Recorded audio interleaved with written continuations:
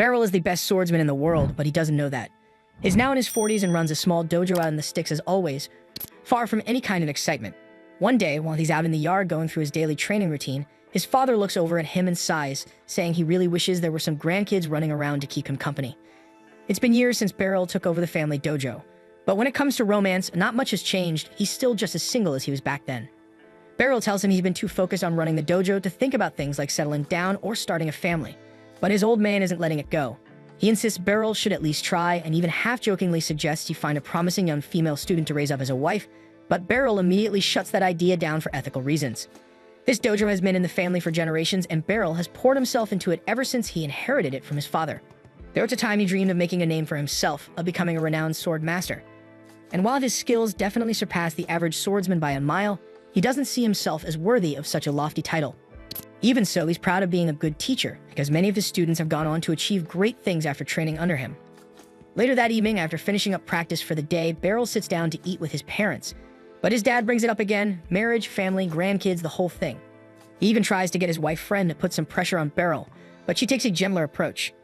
She says these things take time and shouldn't be rushed, although she does still expect to see a grandchild eventually. Beryl almost chokes on his dinner at that. It's easy to say, but not exactly realistic, because he doesn't even have a damn girlfriend, let alone a path toward kids. And it's not like some beautiful woman's just going to magically show up at the front door. Except a few seconds later, someone does knock. Beryl opens the door and is stunned to see a beautiful woman standing there. She greets him respectfully, calling him master. And once he gets a better look, he realizes she's none other than Alicia Citrus, one of his former students. He invites her inside and offers her tea while they catch up. Beryl remembers her well. She was a natural talent back then, sharp and disciplined. What he didn't expect was that she'd rise all the way to become the commander of the Royal Knight Order. Curious about the reason for her visit, Beryl asks her why she's here. Alicia explains that as Knight Commander, one of her duties is to oversee the training of new recruits.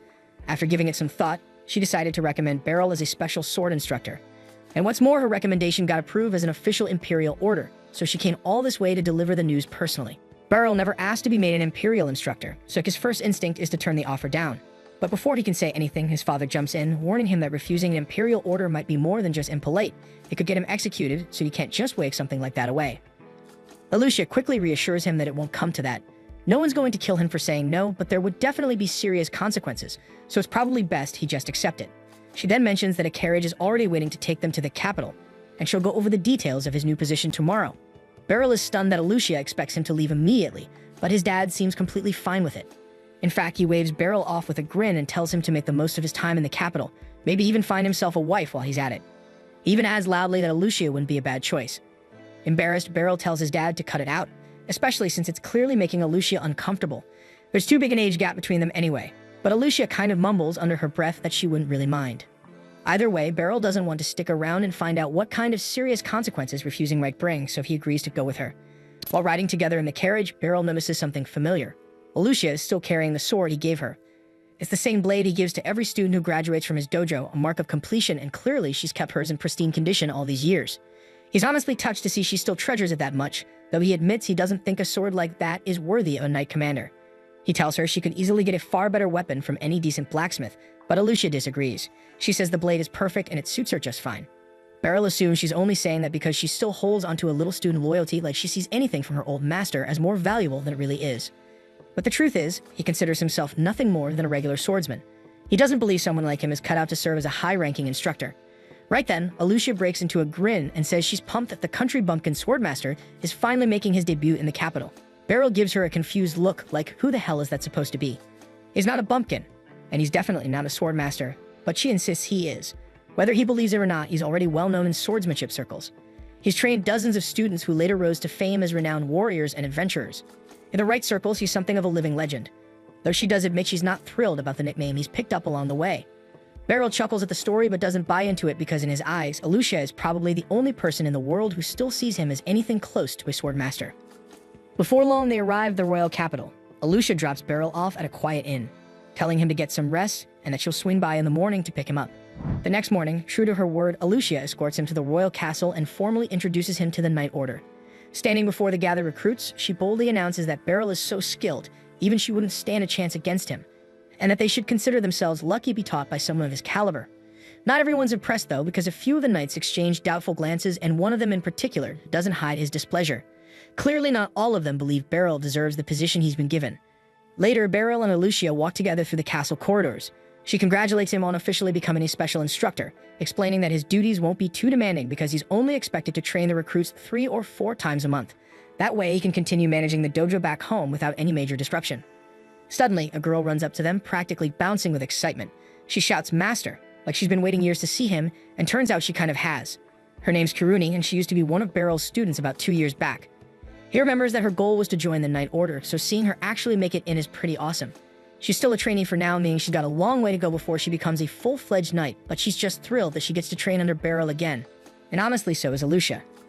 Later that same day, Beryl returns home, expecting a quiet evening. But the moment he opens the door, he finds a familiar face waiting inside, yet another one of his former students. It's Randrid, and this time he didn't come alone. He's brought his wife and newborn child to introduce them.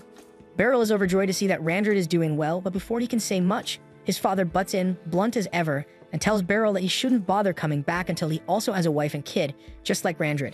Speaking of him, Randrid went on to become a platinum-ranked adventurer after graduating from Beryl's dojo, a seriously impressive feat.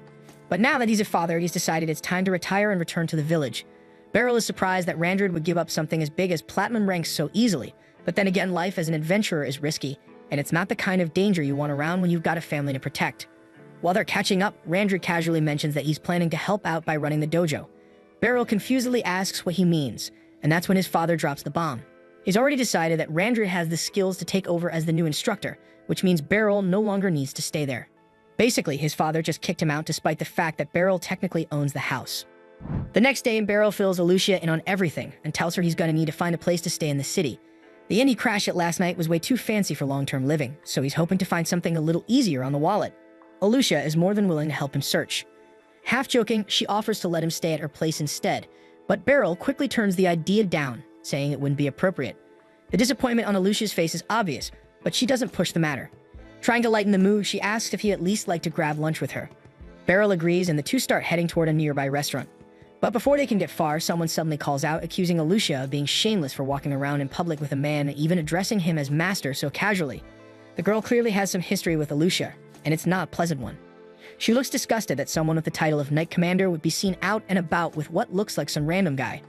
Beryl, trying to avoid drama, keeps his head low and tries not to draw attention, but the girl isn't having it. She strides right up to him and pulls his mask down, insisting on seeing his face. The moment she gets a good look, her entire attitude shifts, and she calls him master too. Naturally, Beryl is confused because he doesn't recognize her at all, but she quickly reminds him that her name is Serena, and he once saved her life and taught her how to wield a sword. It takes him a moment, but the memories begin to surface. He remembers finding a wounded girl about 20 years ago, nursing her back to health and teaching her the basics of swordsmanship. They eventually went their separate ways, and he hasn't seen her in over a decade, but he's genuinely surprised to learn she's become a black rank adventurer. Serena apologizes for not visiting him all these years, but she also wants to know what brings him to the capital all of a sudden. Alicia explains that Beryl has been appointed as a special instructor for the Knight's Order, and that she's been helping him look for a place to stay. However, Serena immediately jumps in, claiming she'd be far better at finding suitable inns. After all, she's been bouncing between inns for years, so she knows her way around. Before long, the two women are arguing, bickering over who should help Beryl with house hunting. Beryl, stuck between them, still doesn't understand where all this tension between them comes from. But with their combined effort, and despite the non-stop bickering, they eventually manage to help him find a decent inn that suits his needs. Once everything is settled, Beryl thanks them both for their help. Then with a tired sigh, he asks them to stop fighting, for his sanity if nothing else, because he's had enough yelling for one day. Out of respect for him, both women go quiet and they walk back together without another word. Beryl stands by the window, watching the two women as they walk off in silence. City life might not be his style, and he can't exactly say he's thrilled about all the noise and commotion that comes with it, but having so many of his former students close by brings a quiet comfort, so maybe, just maybe, he won't be so out of place here after all. The following day, the Knight Order's usual training session is underway. Out on the field, Vice Commander Henblitz is putting on a show, outmatching every sparring partner with ease, his swordsmanship sharp and precise, so it's clear that he's on a different level. After finishing his bout, Alicia suddenly steps forward and makes an announcement. She tells everyone there's been a change in plans, and effective immediately, Beryl will now be training them more frequently, not just once a week. Starting today, he'll be taking part in their instruction, and she expects them to push themselves harder than ever. Beryl then steps forward and starts to introduce himself, saying he's glad to be working with them. But before he can even begin his first session, Henblitz approaches him directly and says he has something to address. Henblitz explains that to be appointed as a special instructor for the Knight Order, one must demonstrate a certain level of strength, So as part of protocol, and with no disrespect intended, he's officially challenging Beryl to a duel. It's not personal. He simply wants to confirm that Beryl is truly qualified for the position. And as the vice commander, he has the authority to make such a request, and Alucia unsurprisingly grants her approval without hesitation. Beryl lets out a silent sigh because he really wishes she'd stop signing him up for things without asking first. But Hemblitz issued the challenge, and now he has no choice but to accept it. Hemblitz is convinced that the only reason Beryl's even here is because of Alucia's personal bias, that she's simply holding on to admiration for the man who trained her as a child. But just because he was her old instructor doesn't automatically make him fit for this role. Hemblitz plans to prove that right now by defeating him in front of everyone. Strangely enough, Beryl agrees with most of what Hemblitz is saying. He's never believed himself to be good enough for a title like special instructor. But if he loses here, it'll reflect poorly on Alucia, who stuck her neck out to recommend him. So for her sake, he decides he'll give this fight everything he's got. The duel then begins with Hemblitz launching himself forward in a burst of speed, closing the gap between them in an instant.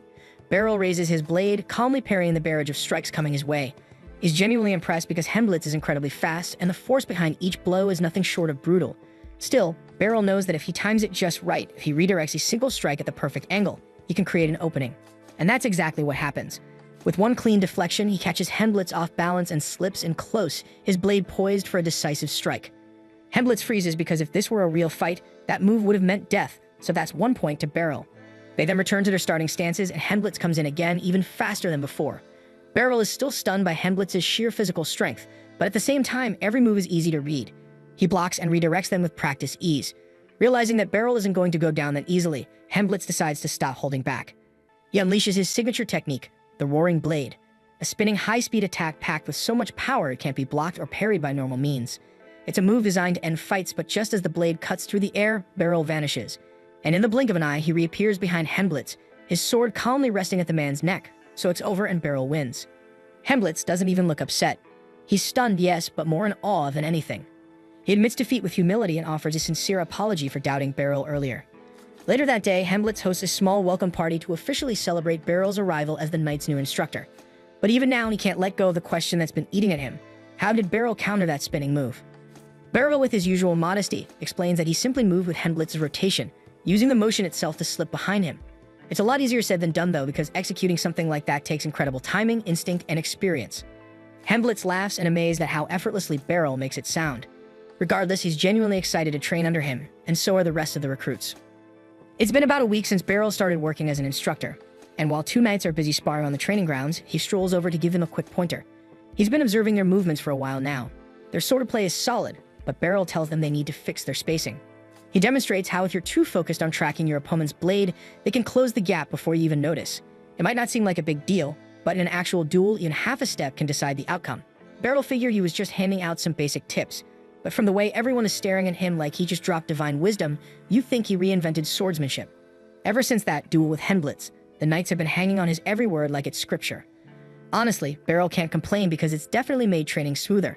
After the session ends, Beryl takes a seat to cool off, and Hemblitz walks over and hands him a towel to dry off. A little while later, Kirudi strolls up and asks if Beryl's got anything going on after this.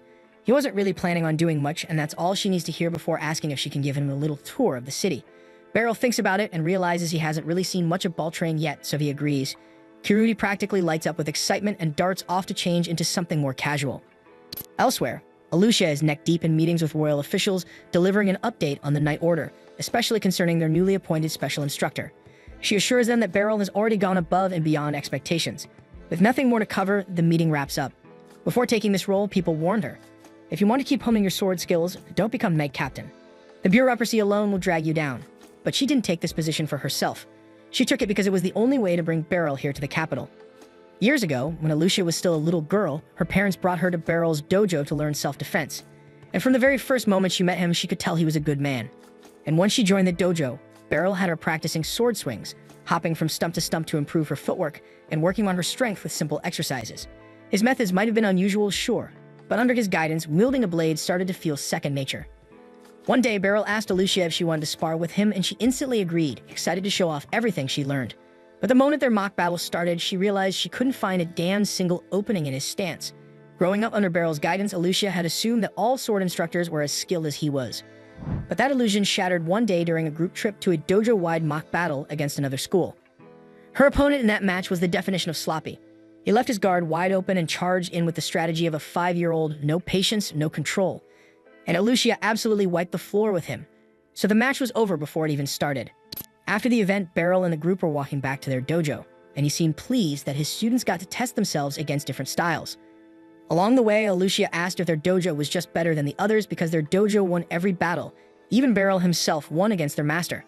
But Beryl didn't like thinking about it in terms of who's better. Sure, they won today, but the real takeaway wasn't about victory. It was about what they learned from the experience. Alucia got the message, but then she suddenly noticed that her hairpin was missing.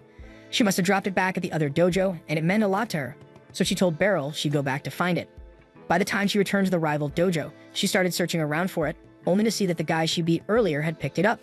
For a second, it looked like he might just hand it over and act like a decent human being. But of course, that would be too easy. So instead, he chucked the pin into the dojo behind him and told Alucia she'd have to fight all of them if she wanted it back.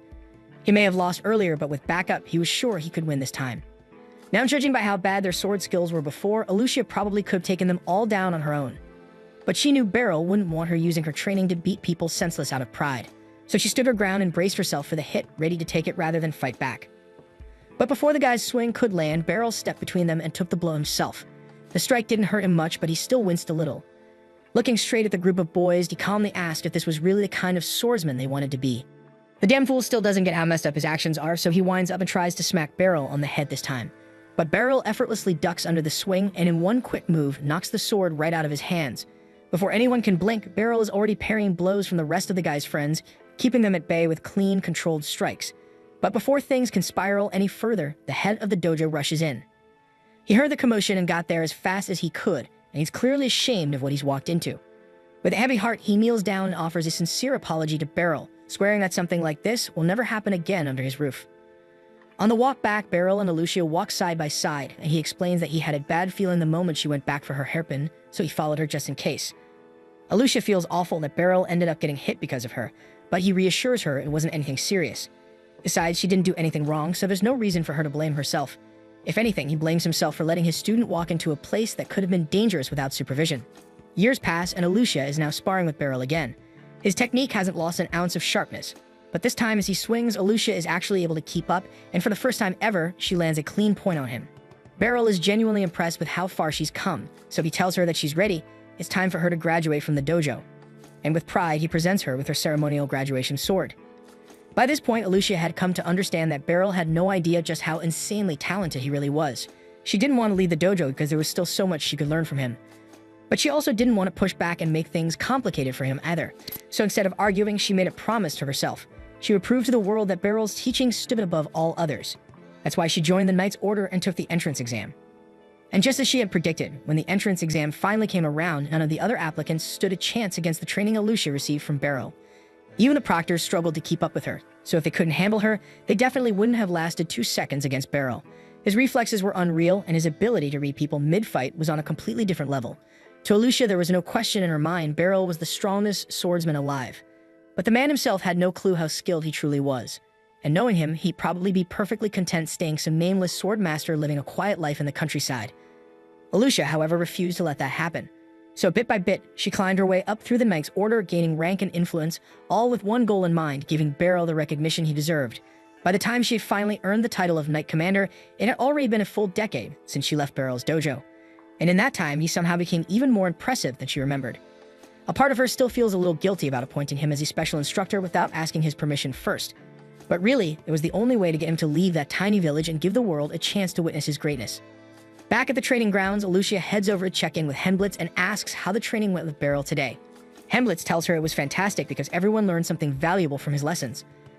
Alucia then looks around, but she doesn't see Beryl anywhere, so she asks if he already went home.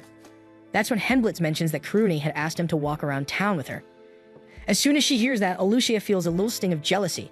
After all, Kuruni basically asked Beryl out on a date, and now she wishes she thought of it first. Meanwhile, Kurumi is showing Beryl around the city, happily pointing out the popular spots and hidden gems along the way.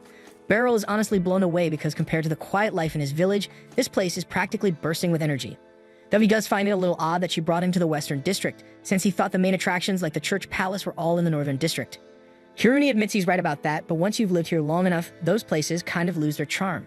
You see them so often, they stop feeling special. Still, Beryl was hoping to check them out because that was actually something he had been looking forward to. As they continue strolling through the market, Beryl suddenly hears someone calling out to him. He turns toward the voice and spots a young woman approaching. She's cheerfully calling him master, which means she must have trained under him at some point, but for the life of him, Beryl can't figure out who she is. The girl seems pretty familiar with Kiruni too, but that doesn't help much either. Clearly disappointed that her teacher doesn't recognize her, the girl gestures to the sword at her side as a hint and says she's one of his graduates. Beryl thinks for a moment, then it finally clicks. Her name is Frail, and she used to train at the dojo alongside Kiruni, but that was years ago. Back then, she looked completely different, which is probably why it took him a second to place her. It's been 5 years since he last saw her after all, so of course she's changed. But from the looks of it, she's done really well for herself because she's currently one of the top officers in the capital's magic corps. Beryl is genuinely happy to hear that she's thriving, but he's also a little surprised because he doesn't remember teaching her anything about magic, so this career choice catches him off guard. Kiruni then asks Frail if she's out shopping, and Frail explains that she came to pick up some magic accessories.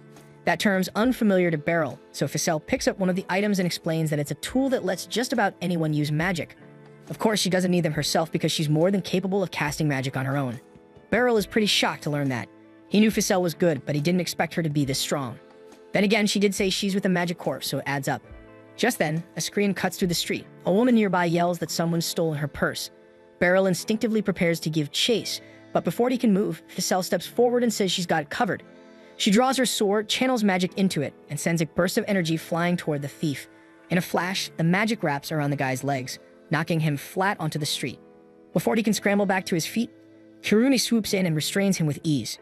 Beryl watches the whole thing unfold, impressed by how smoothly the two handled it, especially Frail because her sword magic is unlike anything he's ever seen before. Frail then explains that she wraps her blade in magic whenever she fights, and Beryl's sword training actually made it easier for her to tailor her spellcasting for close combat. She's genuinely thankful for everything he taught her, and Beryl in turn is glad to see one of his students still making good use of the fundamentals he drilled into them. The next day, Beryl wakes up very early and heads out for a walk around the city, like it's Ashton Hall morning routine. As he's taking in the sights, he hears someone calling out his name. He turns to look and sees a small girl standing a few feet away. Thinking she's a lost child, he bends down a bit and gently asks if she needs help finding her parents. That's when she gets loud and snaps at him for treating her like a damn kid. According to her, she's actually the leader of the entire magic corps. Beryl assumes she's just playing a fantasy game, so he doesn't buy it. The girl is visibly annoyed that he won't take her seriously, so she holds up a finger and casually conjures a giant fireball to prove her point. At that moment, Beryl starts to believe she's telling the truth because no kid should be able to pull off something like that. She scowls at him again and tells him to stop calling her a kid. Her name is Lucy, and while she may look tiny, she insists she's a full-grown adult. Well, maybe grown's a bit of a stretch, but she insists she's much older than Beryl, and she won't tolerate being treated like a kid. Apparently, Frail had told Lucy all about him and hyped him up like some sort of sword legend, so Lucy came out to meet him in person. She's impressed that Frail turned out to be such a badass swordswoman and figures Beryl must be a top-tier teacher. But Beryl tries to downplay it, saying that Frail's progress is her own doing, and he only helped her get started. Out of politeness, Beryl keeps walking with Lucy, but she eventually guides him toward a wide, open plaza, and any seasoned adventurer knows what's about to happen. Lucy tells him she trains her magic every single day, constantly trying to improve, but she doesn't have many people she can spar with. That's why, now that she's met the so-called sword legend in person, she wants to test herself against him. Before Beryl can even say no, Lucy hurls a fire blast straight at him, forcing him to leap backward to avoid getting roasted. He really didn't want to fight this early in the morning, but by the look in Lucy's eyes, it's clear she won't back off until she gets the duel she came here for. With no other choice, Beryl draws his sword and gets ready to face her head-on. Lucy then unleashed a massive fireball toward Beryl, forcing him to leap aside and sprint around the battlefield, carefully dodging every fiery attack she hurled his way. Fireballs continued raining down, but Beryl effortlessly evaded or parried each one. Seeing her current tactics weren't enough, Lucy switched gears and conjured 3 giant ice balls, sending them hurtling toward Beryl. Despite their enormous size, Beryl easily sliced each one cleanly in half with a single swift stroke of his sword. Witnessing Beryl's incredible swordsmanship firsthand, Lucy became even more invested in their duel. Beryl, however, wanted to wrap things up quickly, so he charged toward her, careful not to cause real harm, planning to use the hilt of his sword to simply knock her unconscious. But just as he came within striking range, Lucy engulfed herself in intense flames, forcing Beryl to immediately jump back. For a brief moment, Lucy had genuinely feared she might lose if she allowed him to close the distance. Realizing how tough it was to counter magic attacks using just swordsmanship, Beryl wished she could use magic too. Lucy, however, was nowhere near finished. She summoned even more fireballs, this time directing them behind Beryl, forcing him to retreat and dash around the field again. Lucy chuckled at the sight, amused by Beryl's seemingly directionless running. Since this was his first battle against a wizard, he truly had no prepared strategy. Eventually, the barrage of fireballs subsided, giving Beryl a moment to catch his breath. Just when he thought it was safe, Lucy dropped a massive ice ball from above, aiming directly at him. Beryl spotted it just in time, quickly parrying it back toward Lucy. Without hesitation, she shattered it easily with another burst of flame, but the collision created a dense mist that obstructed her vision. Seeing an opportunity, Beryl dashed forward through the mist to land a decisive strike, only for Lucy to unleash lightning magic at the last moment, knocking him backward. Despite his efforts, Beryl had yet to land a single solid blow, but neither had Lucy succeeded in hitting him, leaving her frustrated by their stalemate. Determined to end the battle quickly, Lucy decided it was finally time to use her trump card. Noticing her pause momentarily, Beryl believed he finally had an opening, but he abruptly halted his advance when he saw Lucy summon what appeared to be a black hole. He wasn't entirely sure what would happen if he approached it, but instinct told him it was dangerous, so he stood his ground and waited cautiously. However, after a tense moment, Lucy sighed and dispelled the spell completely. Seeing Beryl remain perfectly composed even when faced with such powerful magic made her realize continuing was pointless. Admitting she'd taken things too far, Lucy apologized sincerely and told him they could call the fight for the day. Beryl felt immensely relieved now that his duel with Lucy was finally over. It had been nerve-wracking to face someone as formidable as her. Curiosity soon got the better of him, though, and he asked Lucy what would have happened if she'd actually unleashed that last spell. Lucy casually explained that, in theory, the spell would have ripped his body to shreds. Still, she now understood why Frail admired him so deeply. Any ordinary person witnessing that spell would have fainted on the spot. This was the first time she'd encountered a swordsman who'd keep his composure so effortlessly. Feeling genuinely remorseful for dragging him into an unexpected fight, Lucy invited him to the Magic Institute later, promising she'd personally make it up to him. Later that day, Beryl went about his usual routine, instructing the students at the training hall. During his break, he coincidentally ran into Frail in the hallway, who had come by to deliver healing potions from the Magic Institute. She offered Beryl a potion, insisting he take it as an apology for Lucy's earlier behavior. Beryl initially tried to refuse, knowing just how expensive healing potions could be, but Frail reassured him it was on the house this time. Beryl admitted to Frail that up until now, he'd been half convinced Lucy really was just a young girl. Frail laughed and clarified that Lucy used magic to maintain her youthful appearance. Her real age was anyone's guess. Still, Beryl found it incredible that someone so small could hold so much power. He confessed he genuinely feared for his life during their duel, and that he had no desire to face another wizard anytime soon. Frail assured him Lucy was a unique exception. Most wizards couldn't cast spells as rapidly or continuously as she did. Frail was confident Beryl could easily handle himself against the average wizard. At that moment, Alicia arrived, interrupting their conversation. She informed Beryl that he had just received a special request. Intrigued, Beryl followed her into another room where they find Serena waiting. She explained that the Adventurers Guild had specifically asked Beryl to organize special training sessions for the newest adventurers, helping them prepare for their first dungeon exploration. The mention of rookie adventurers stirred up old memories for Beryl, reminding him of his own youthful dreams. Once upon a time, he'd aspired to become an adventurer himself, excited by the valuable treasures found in dungeons. But that dream didn't last long because he got his ass handed to him by monsters on day one and ran back home with a busted ego, and that was the end of his adventuring career. Beryl shared his concerns with Serena and Alicia, pointing out that adventuring was a dangerous occupation. But that was precisely why they wanted him to handle the new adventurers' training. They assured him that all necessary preparations had already been taken care of, and the task wouldn't interfere with his existing role as a special instructor. In other words, there was nothing stopping him from accepting. Still, the final decision rested with Beryl, so Serena suggested he come to the Adventurers Guild and discuss the job directly with the guild master. Since the Adventurers Guild was close by, Serena led Beryl there immediately, and upon entering the guild master's office, Beryl was taken aback to find Lucy already sitting on the couch, waiting for him like it's totally normal. Turns out she caught wind of the job offer, and since she and the guild master go way back, she sprinted over the second she heard about it because she was eager for another chance to meet him again. Shortly afterward, the guild master Nidus introduced himself warmly. After hearing so many good things about Beryl from Serena and Lucy, Nidus was absolutely convinced they'd chosen the perfect candidate. Beryl attempted to remind Nidus that he hadn't actually agreed to take the job yet, but Nidus cheerfully ignored his protests. Nidus then gestured toward his assistant Megan, instructing Beryl to speak with him about the specifics of the job. However, before discussing anything else, Megan wanted to clarify a few important points. He asked Beryl if he had any prior experience as an adventurer. Beryl honestly answered no, causing Megan to question whether he was truly qualified to instruct new adventurers. Beryl inwardly felt relieved at this skepticism, hoping it might provide him an excuse to avoid accepting the job. However, Megan's doubts immediately irritated Serena and Lucy, who had both strongly vouched for Beryl. Megan calmly explained that he wasn't questioning Beryl's reputation out of disrespect. He simply wanted to ensure the adventurer's safety, especially since there had been recent reports of unusual monster activity. Nidus understood Maiden's concerns and asked what Beryl would need to do in order to prove himself. After thinking for a moment, Megan declared that if Beryl could win a duel against Serena, who held a prestigious black rank, he'd acknowledge Beryl's qualifications. Serena enthusiastically agreed to the proposal, leaving Beryl with no room to argue. Seeing that everyone was on board, Nedis decided to arrange the duel immediately. Not long after, Beryl and Serena were already standing face-to-face on the training grounds, surrounded by a large, enthusiastic crowd. Everyone was eager to see the legendary Serena in action and to find out exactly who her opponent was. Serena herself could hardly contain her excitement, thrilled by the opportunity to cross swords with her master once again. Back when Serena was just a kid, she and her parents were traveling with a merchant caravan. During their journey, however, the caravan was suddenly attacked by a beast that tore the carriage apart. In a final desperate act to save their daughter, her parents threw her off a nearby cliff, making her the only one to survive that tragic day.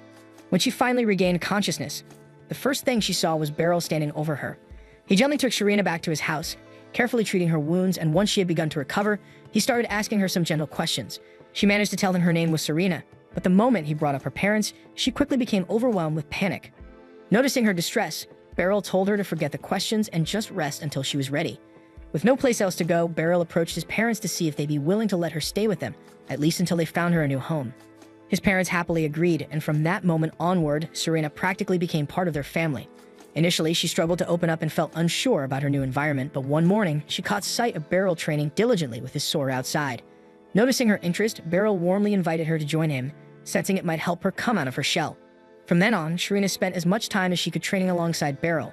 As he patiently taught her the fundamentals of swordsmanship, the bond between the two grew stronger day by day. Gradually, Serena started becoming more outgoing and confident. One morning, as Beryl was preparing for classes at his dojo, he found Serena already waiting outside, sword in hand, eager to train. With a smile, he invited her to join the class, pleased to see how seriously she took her training. Serena had grown deeply attached to Beryl and his family, and would have been content to stay forever. Eventually, though, a family arrived willing to adopt her. Beryl and his parents believed that moving in with a new family was best for Serena's future, so they gently encouraged her to go. But deep down, Serena truly didn't want to leave, yet she didn't want to burden Beryl either, so she thanked him sincerely for everything and reluctantly went her own way. Several years later, Serena had already become a skilled, gold-ranked adventurer. While on an escort mission, her caravan was suddenly ambushed by a group of bandits led by a swordsman infamous for his deadly skills. Her teammate warned her to be cautious, but before he even finished speaking, Serena had already leaped fearlessly into battle, quickly defeating every bandit there without breaking a sweat. There were two main reasons Serena had chosen to become an adventurer. Firstly, she was driven by a desire to prevent others from experiencing the same kind of tragedy she endured. Secondly, she wanted to honor everything Beryl taught her by putting her skills to real use. Now, with the opportunity to duel their former mentor after 20 long years, she was determined to show him just how far she had come. Beryl isn't exactly thrilled about the duel, but the excitement on Serena's face was unmistakable. As her former master, he felt it was his duty to give her a fight worth remembering. As the match began, Serena launches herself forward, unleashing a relentless barrage of swift and precise sword strikes. Her movements were incredibly fast, yet Beryl matched each of them effortlessly, leaving her unable to land even a single blow. Serena's excitement only grew as they fought, enjoying every second of the chance to battle someone at full strength without holding back. For his part, Beryl was genuinely proud to see how far Serena had come. It was clear she dedicated herself fully to training ever since she left him. But she's not quite flawless yet because he spots a slight stiffness in her left-hand swings. It's subtle, but enough for him to exploit. With perfect timing, he slipped his sword through the handle of her blade, disarming her in one swift move. Serena quickly tried to counterattack with her other sword, but Beryl smoothly swept her legs from beneath her, leaving her sprawled on the ground with his blade pointed gently at her neck. With that, Beryl officially won the duel. The audience around them erupted into applause, and the others quickly came down to congratulate him. Meijin approached, sincerely apologizing for ever doubting Beryl's abilities. Beryl brushed it off kindly, assuring him it was completely normal to be skeptical of a teacher he'd never seen in action. Now fully convinced of Beryl's strength, Meijin gladly welcomed him as the guild's special instructor. The next morning, Beryl found himself standing in front of a dungeon entrance with his new adventurer students, Porta, Nidri, and Sarlikats. As they ventured into the dungeon, Sarlikats' magic watch began to glow, warning them of 6 monsters lying ahead. The students immediately prepared for battle. Beryl and Serena were there only to oversee their safety, so they stepped back, allowing the students to handle the monsters on their own. The three quickly engaged with the goblins and managed to defeat them swiftly, demonstrating impressive teamwork and coordination. As they continued deeper into the dungeon, the rest of the exploration went smoothly. Soon enough, they had explored the entire dungeon without any serious incidents and began to make their way back toward the entrance. While returning, Beryl felt slightly uneasy, noticing there seemed to be fewer monsters than he expected. Suddenly, as Porta moved toward the dungeon's exit, Sarlikats' magic watch violently shattered, detecting something far more powerful than it was designed for. Beryl urgently shouted a warning to Porta, but it was too late because Porta was suddenly grabbed by the unseen threat. The young adventurer was badly wounded but still alive, desperately in need of immediate medical attention.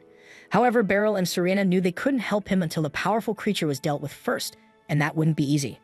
Standing before them was a legendary monster known as a Xenograble, a specially designated target infamous for its terrifying strength. Even the most seasoned adventurers would struggle to survive an encounter with such a beast, yet there was no choice. Beryl and Serena prepared themselves, ready to fight for their lives. Beryl then starts thinking that he is seriously regretting coming on this assignment, but at least Serena is here with him. And since she's a black-ranked adventurer, dealing with the griffin shouldn't be an issue for her. And while she's busy with that, Beryl intends to rush over and help Porta. But when he reaches out for a healing potion, Serena was already thinking the same thing and quickly gives him a high five and declares she'll handle helping Porta herself, while he deals with the griffin. And unfortunately for Beryl, he doesn't even get the chance to protest because the griffin suddenly lunges at him, forcing him to dodge quickly, leaving him no option but to engage in combat. As the griffin swipes at him, Beryl adeptly deflects its claws with his sword, and when a chance arises, he swiftly targets the griffin's legs. But badly for him, the creature's scales are incredibly tough, rendering his strike ineffective. He's essentially stuck on the defensive now, but he needs to hold out long enough for Serena to secure Porta's safety. But then, while he glances back to check on Serena, he momentarily drops his guard, nearly costing him his life. Thankfully, he manages to block the griffin's attack just in time, although he's still severely wounded. He needs a strategy to bring this creature down fast, or it'll finish him off first. Normally, Beryl would concentrate his strikes on the monster's head, but since it can breathe fire, there's no chance he can approach it head-on. Instead, Beryl decides to flank it, but the griffin notices him immediately and counters by swinging its tail. Nevertheless, Beryl swiftly recovers and cleanly severs the griffin's tail in one strike. This sends the griffin into a fury, prompting it to launch a huge fireball at Beryl, who barely manages to leap out of the way. He expected the griffin to become enraged after losing its tail, but he didn't anticipate it charging directly at him. The griffin crashes headfirst into Beryl, and although the impact hurts like hell, he's still standing, allowing him to reposition himself and try to weather the creature's rampage. But that's far more challenging than anticipated, since Beryl is now desperately clinging to the griffin's back as it suddenly takes flight, soaring straight upward. A fall from this altitude would surely kill him, so he holds on for dear life, which only serves to infuriate the griffin further. It eventually descends again, allowing Beryl to leap off, but now the griffin is fully unleashing its power. It uses magic to heat the earth beneath it, transforming the ground into molten lava. So Beryl scrambles onto a rock to prevent himself from being burned alive. But he's not the only one at risk because the lava is flowing toward the caves, and it's only a matter of moments before the trapped young kids inside turn crispy. Beryl then hears the kids' desperate cries for help, so he pushes aside any thoughts of self-preservation and immediately charges across the lava, relying on his boots to keep him from getting scorched for now. He clashes with the griffin again, but even now, he struggles to pierce through its armor-like hide. The beast then unleashes another barrage of fireballs, forcing Beryl into a frantic dance of dodging and weaving across the molten ground. One of the blasts detonates near him, sending Beryl flying into the air, but he manages to turn the momentum to his advantage, plunging his sword straight into the griffin's eye midair. The griffin howls in agony, thrashing violently to throw him off. The good news is that now the monster is half-blind with Beryl's sword lodged deep into its eye socket. The bad news?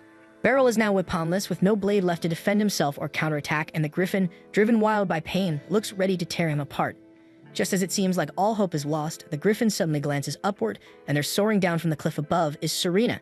She descends at full speed, crashing into the griffin with a devastating blow that slams it into the ground. And before the beast can recover, Serena reacts swiftly, slicing its throat in one clean strike, ending the battle once and for all.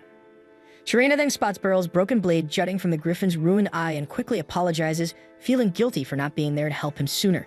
Beryl brushes off her apology, saying he's not worried about that right now because what matters most for the trainee's safety.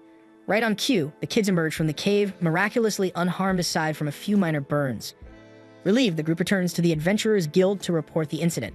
The guildmaster is absolutely floored when he hears that Beryl and Serena managed to defeat a named monster. Serena wastes no time giving credit where it's due, stating that if Beryl hadn't been there to support them, she likely wouldn't have made it through the fight. Beryl tries to point out that Serena delivered the final blow, but she clearly isn't interested in taking any of the spotlight for herself. Impressed by their success, the guildmaster promises to repay Beryl someday for his efforts, but for now, though, he offers Beryl a formal invitation to join the Adventurers Guild as a full-fledged adventurer. But Beryl immediately turns him down without a second thought. Afterward, Beryl and Serena step outside, and Serena apologizes once again, admitting that Beryl only got dragged into all this because she had been bragging about his strength to everyone. Beryl assures her that he doesn't mind, though he still feels like he's not deserving of all the praise being thrown his way. Still, Serena insists that he was truly incredible out there, and she's grateful she got to stand beside him in a real fight where their lives were on the line. Beryl thanks her too, pointing out that every decision she made was on the mark, and it's thanks to her judgment that everyone came back alive. Serena lights up hearing his words, though she humbly says she doesn't think she earned such praise. But Beryl disagrees, telling her flat out that she's grown into a fantastic adventurer and deserves every bit of the recognition. The following morning, Beryl wakes up early, determined to deal with his broken sword. The problem is, he's not familiar with the capital's layout yet, so he asks Kuruni if she can show him the way to a blacksmith. He thanks her for accepting the favor on such short notice, but Kuruni says she was heading to the blacksmith anyway, so it's no trouble at all. And of course, Alucia decides to tag along too, not because she's jealous or anything. She claims she's tagging along purely because choosing a new sword is an important matter, and she wants to help Beryl pick wisely. But deep down, she knows she's already missed so many chances to spend time with him, and she can't let this one slip away too. Eventually, they arrive at the blacksmith's workshop, where the owner steps out to greet Kuruni. However, his attention quickly snaps to Beryl, and the man freezes, looking absolutely stunned. Turns out, this blacksmith Balder used to be one of Beryl's students back in the day. And yes, even though he was technically older than Beryl at the time, he still trained under him. Balder had wanted to master swordsmanship because he believed it would make him a better blacksmith, and despite the age difference, he had taken Beryl's lessons very seriously.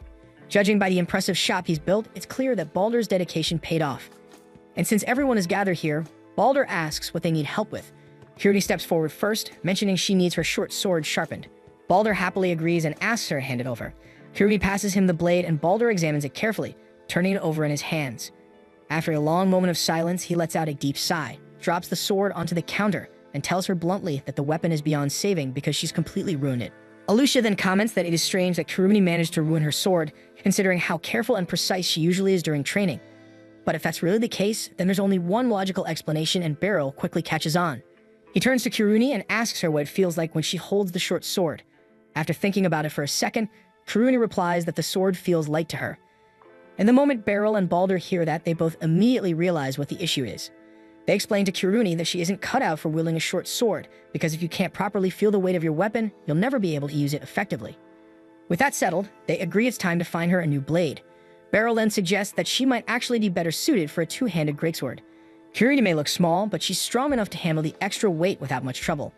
He hands her a greatsword to try out, and even though it feels a lot heavier than what she's used to, it's still manageable. Confident she can swing it well enough, Kuruni decides to buy it, especially since Beryl recommended it himself. Plus, she thinks it looks awesome slung across her back. With Kuruni's business taken care of, Beryl starts browsing Balder's selection to find a replacement for his own broken sword. However, Alucia immediately jumps in, insisting that a swordsman of his level should have a custom-forged weapon, but Beryl doesn't really think that's necessary. He figures any good quality sword from here should be more than enough for him. But while he's still browsing, the front door bursts open and Serena walks in, lugging a massive sack over her shoulder. Then the moment Alucia and Serena make eye contact, they start bickering as usual because neither of them can stand the other. Beryl quickly steps in to steer the conversation back on track and asks Serena why she's here. Serena explains that she's got a special job for Balder. Then she slams the sack onto the counter and pulls it open to reveal the leg of the griffin they defeated together. She tells Balder that she wants him to forge a long sword out of the beast's remains. Balder is stunned because it's the first time he's ever been asked to craft a sword from a named monster's corpse. Still, he's a bit puzzled why Serena would want a long sword, considering she's famous for her twin blade style, but Serena clarifies that the sword isn't for her. It's meant to be a gift for Beryl. Beryl immediately protests, saying he doesn't deserve something so valuable. He reminds her that she was the one who delivered the final blow to the griffin, so she should be the one to keep the material. But she's adamant about it, insisting that gifting him this sword is the least she can do to make up for the blade he lost during the fight. Balder then cuts in the conversation and tells Beryl to just accept the damn gift already, not because he's siding with Serena, but because he's genuinely excited about crafting a legendary sword from named monster materials. And seeing no way around it, Beryl finally agrees to let Balder use the griffin's leg to forge a blade for him. Although judging by the glint in Balder's eye, he can already tell this blacksmith is planning something outrageous. So he warns Balder that he only wants a normal practical sword, and Balder solemnly promises he won't create anything ridiculous. Yet for some reason, Beryl doesn't feel very reassured. Either way, Balder says it'll take a week to complete his masterpiece, and Beryl is fine with that schedule. Then since their errands are now finished, Beryl suggests they head out. Just as he says that, Kuruni steps up to him with a cheerful grin, asking for a quick favor. Fast forward to the dojo, and we see Kuruni holding a wooden version of her new greatsword, and since she's never used a weapon like this before, she asks Beryl to give her some private coaching. Beryl explains that a greatsword has two major advantages. First, it lets you deliver massive force behind your swings, so it's best to focus on wide, lateral strikes to maximize momentum. Second, you can grip it by the recastive to boost control during combat. Kuruni tests it out, and as she swings, it sparks a rush of old memories. Back when she trained under Beryl at his dojo, she spent countless hours practicing basic sword forms just like this. Later that evening, Beryl is walking home alone when he notices a small child approaching him from the opposite direction. Normally, he wouldn't think much of it, but as they pass, the girl suddenly tries to slip her hand inside his jacket to steal his wallet. Beryl instantly catches her wrist before she can escape, but the little thief blasts him in the face with fire magic to break free. Forced to shield himself, Beryl has no choice but to let go, and she bolts off into the night. The girl eventually makes her way into a battered old building filled with rough-looking men gambling and drinking. As she walks past them, she tosses a small pile of stolen money onto the table.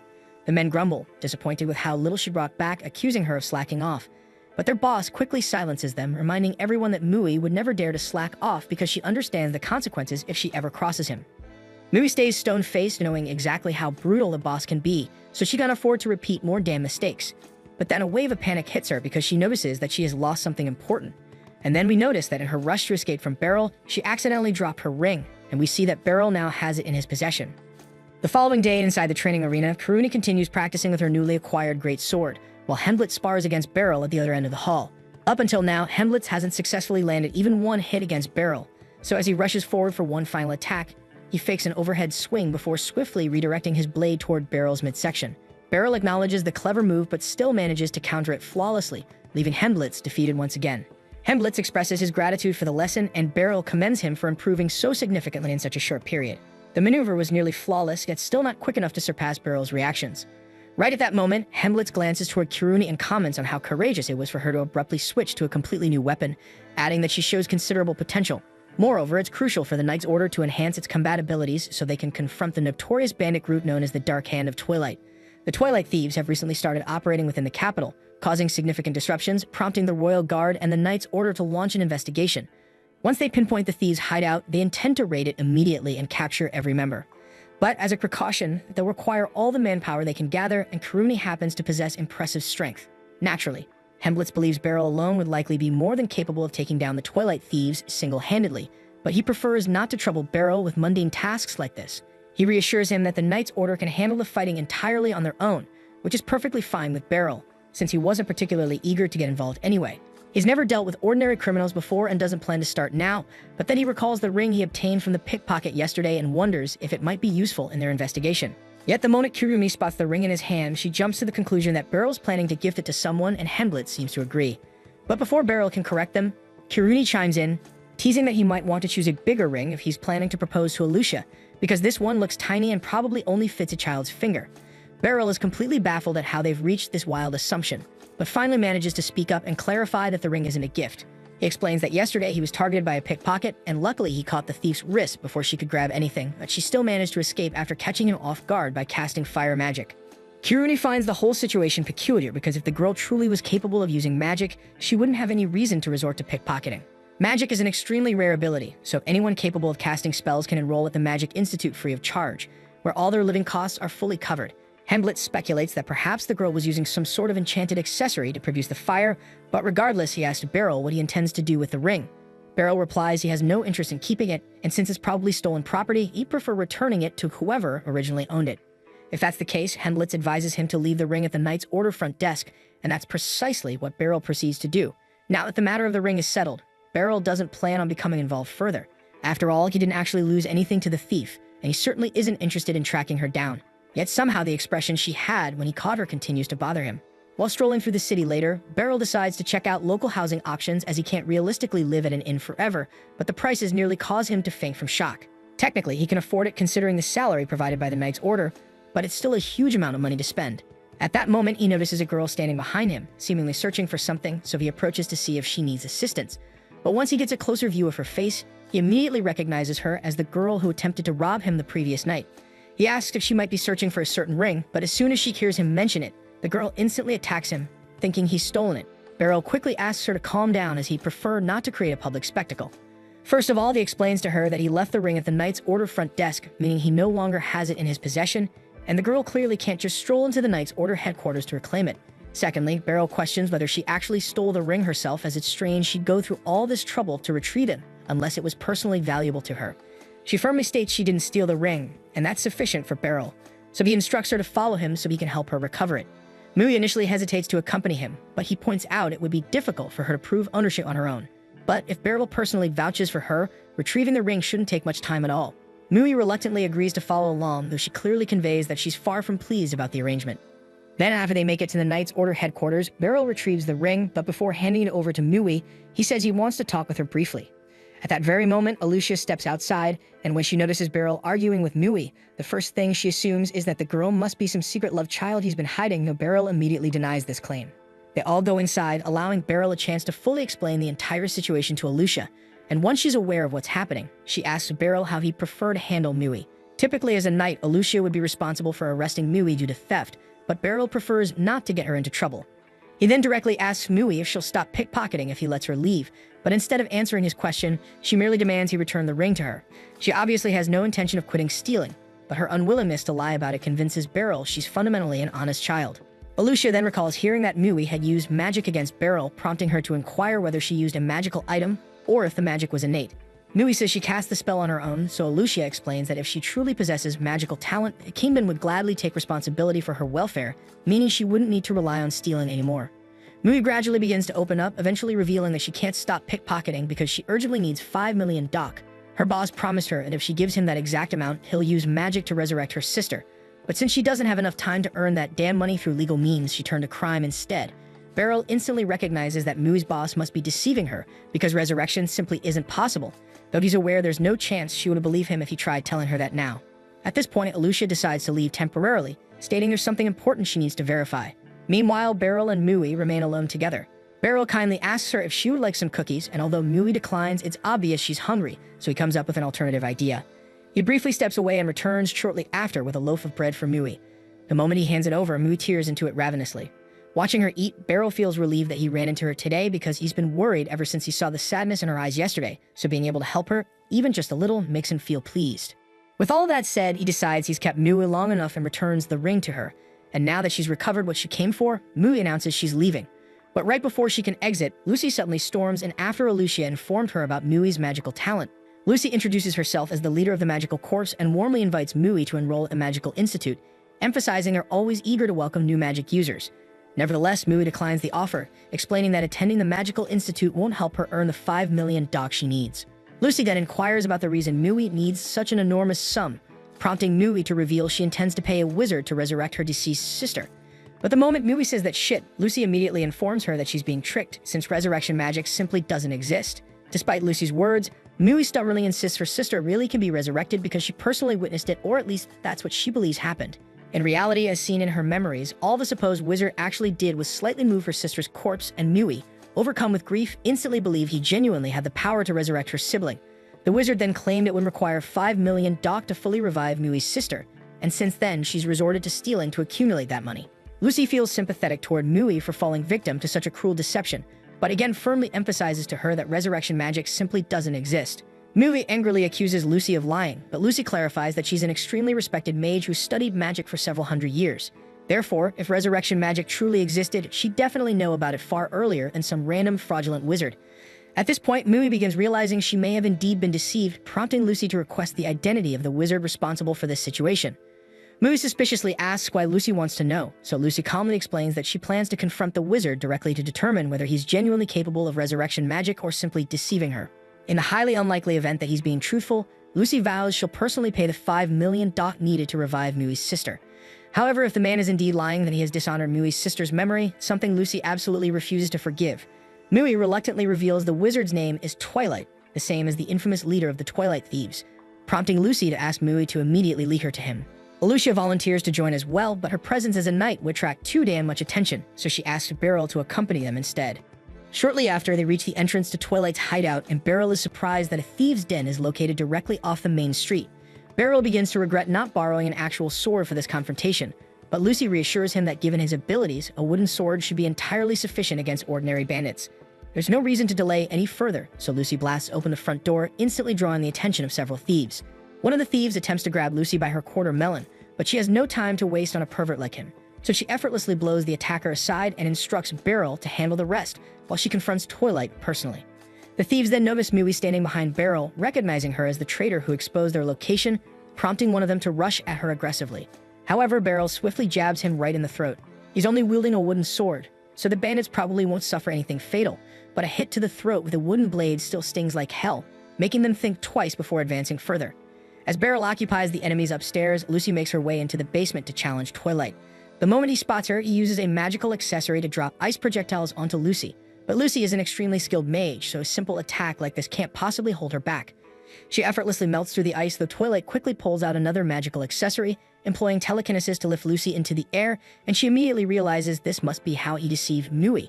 Twilight openly admits he used telekinesis to manipulate her sister's corpse, and then pretended it was necromancy, mocking how absurdly naive Mui had been to genuinely believe he possessed resurrection powers. He then forms a fireball, intending to eliminate Lucy once and for all, but Lucy's patience has completely worn thin by now, so she swiftly unleashes a wind spell directly at Twilight and knocks him unconscious with the force. At the same time upstairs, Beryl had already taken care of nearly all the thugs, but one of them staggered back to his feet and started calling Mui an ungrateful kid after everything Twilight supposedly did for her. That insult really set Beryl off, so he struck him in the throat again, knocking the man out flat. Shortly after, Lucy came up from the basement, dragging Twilight's limp body with her, and she demanded he tell Mui the truth unless he wanted to get blasted with wind magic again. Twilight reluctantly admits to Mui that he'd been lying about resurrection magic all along, leaving Mui absolutely heartbroken as she realizes this means her sister was truly gone for good. Now that all the thieves have been neutralized, Lucy announces she'll go alert the Knight's Order so they can arrest Twilight and his gang. A little while later, all the captured bandits have been loaded onto a cart to be taken away to prison. Alicia thanks Beryl and Lucy for their valuable assistance. However, there's still plenty of investigating left to do, because those magical accessories Twilight had been using were far too powerful for someone like him to acquire alone. That implies there's someone else manipulating events behind the scenes, and they need to figure out exactly who that person is. As Twilight and the rest of the thugs were being hauled away, an unknown man was secretly watching quietly from the shadows. The hooded figure then extends his hand toward the cart, and abruptly Twilight's body begins glowing from within, moments before he suffers an agonizing death. Later, the hooded man reports to his superior that Twilight has been effectively silenced, thanks to the magical device they implanted inside him, eliminating any possibility of their plans being exposed. The Pope was pleased by the news, since he planned to use the corpses Twilight had gathered to craft his own version of a miracle, and he wasn't going to let anything interfere with his ambitions now. The following day, once Beryl finished up training with the Knights, Alicia came up to him because she had some important news. She explained that while Twilight was being escorted yesterday, he suddenly blew up without warning, leaving only a strange magic device behind. Right now, the Magic Corps was looking into where the device came from, but they hadn't discovered anything useful yet. Beryl asked about the bodies that had disappeared under Twilight's supervision, and Alicia had already tried interrogating some of his subordinates, but none of them had a clue about what he'd done with those corpses. Everything was pointing to the idea that Twilight had been following someone else's orders, and they needed to find out who it was as quickly as possible. Later in the day, Beryl headed back to the smithy to pick up his new sword, and honestly, he was blown away by the craftsmanship. He couldn't wait to test it out once he got back to training with Kiruni. But as he approached the hall, he noticed Lucy standing outside, clearly waiting for him, and it looked like whatever she was here for was serious. Lucy said she had something important to discuss, so she invited him to her home for a private conversation. A short while later, they arrived at Lucy's place, and Beryl was shocked because he had no clue she lived in a mansion this impressive. While they were walking in, he asked about Mui, and Lucy mentioned she was still trying to talk her into studying magic.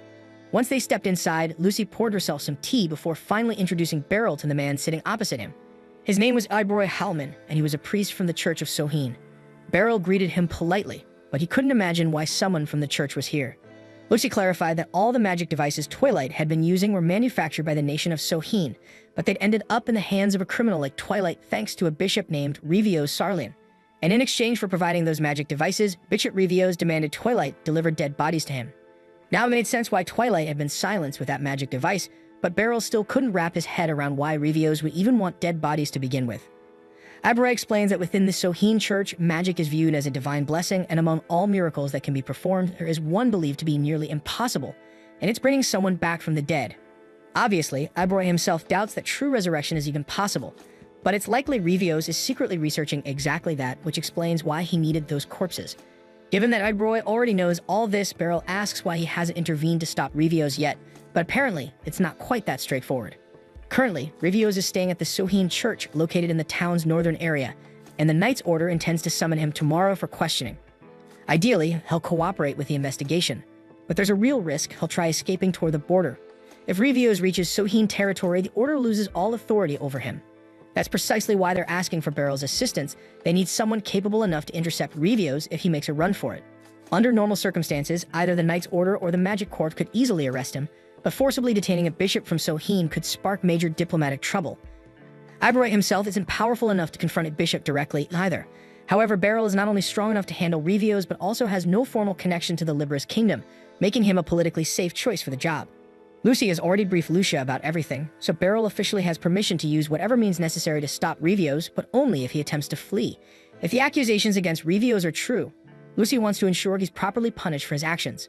Personally, Beryl doesn't really care about some bishop experimenting with resurrection, but there's a chance he might be able to retrieve Mui's sister's remains.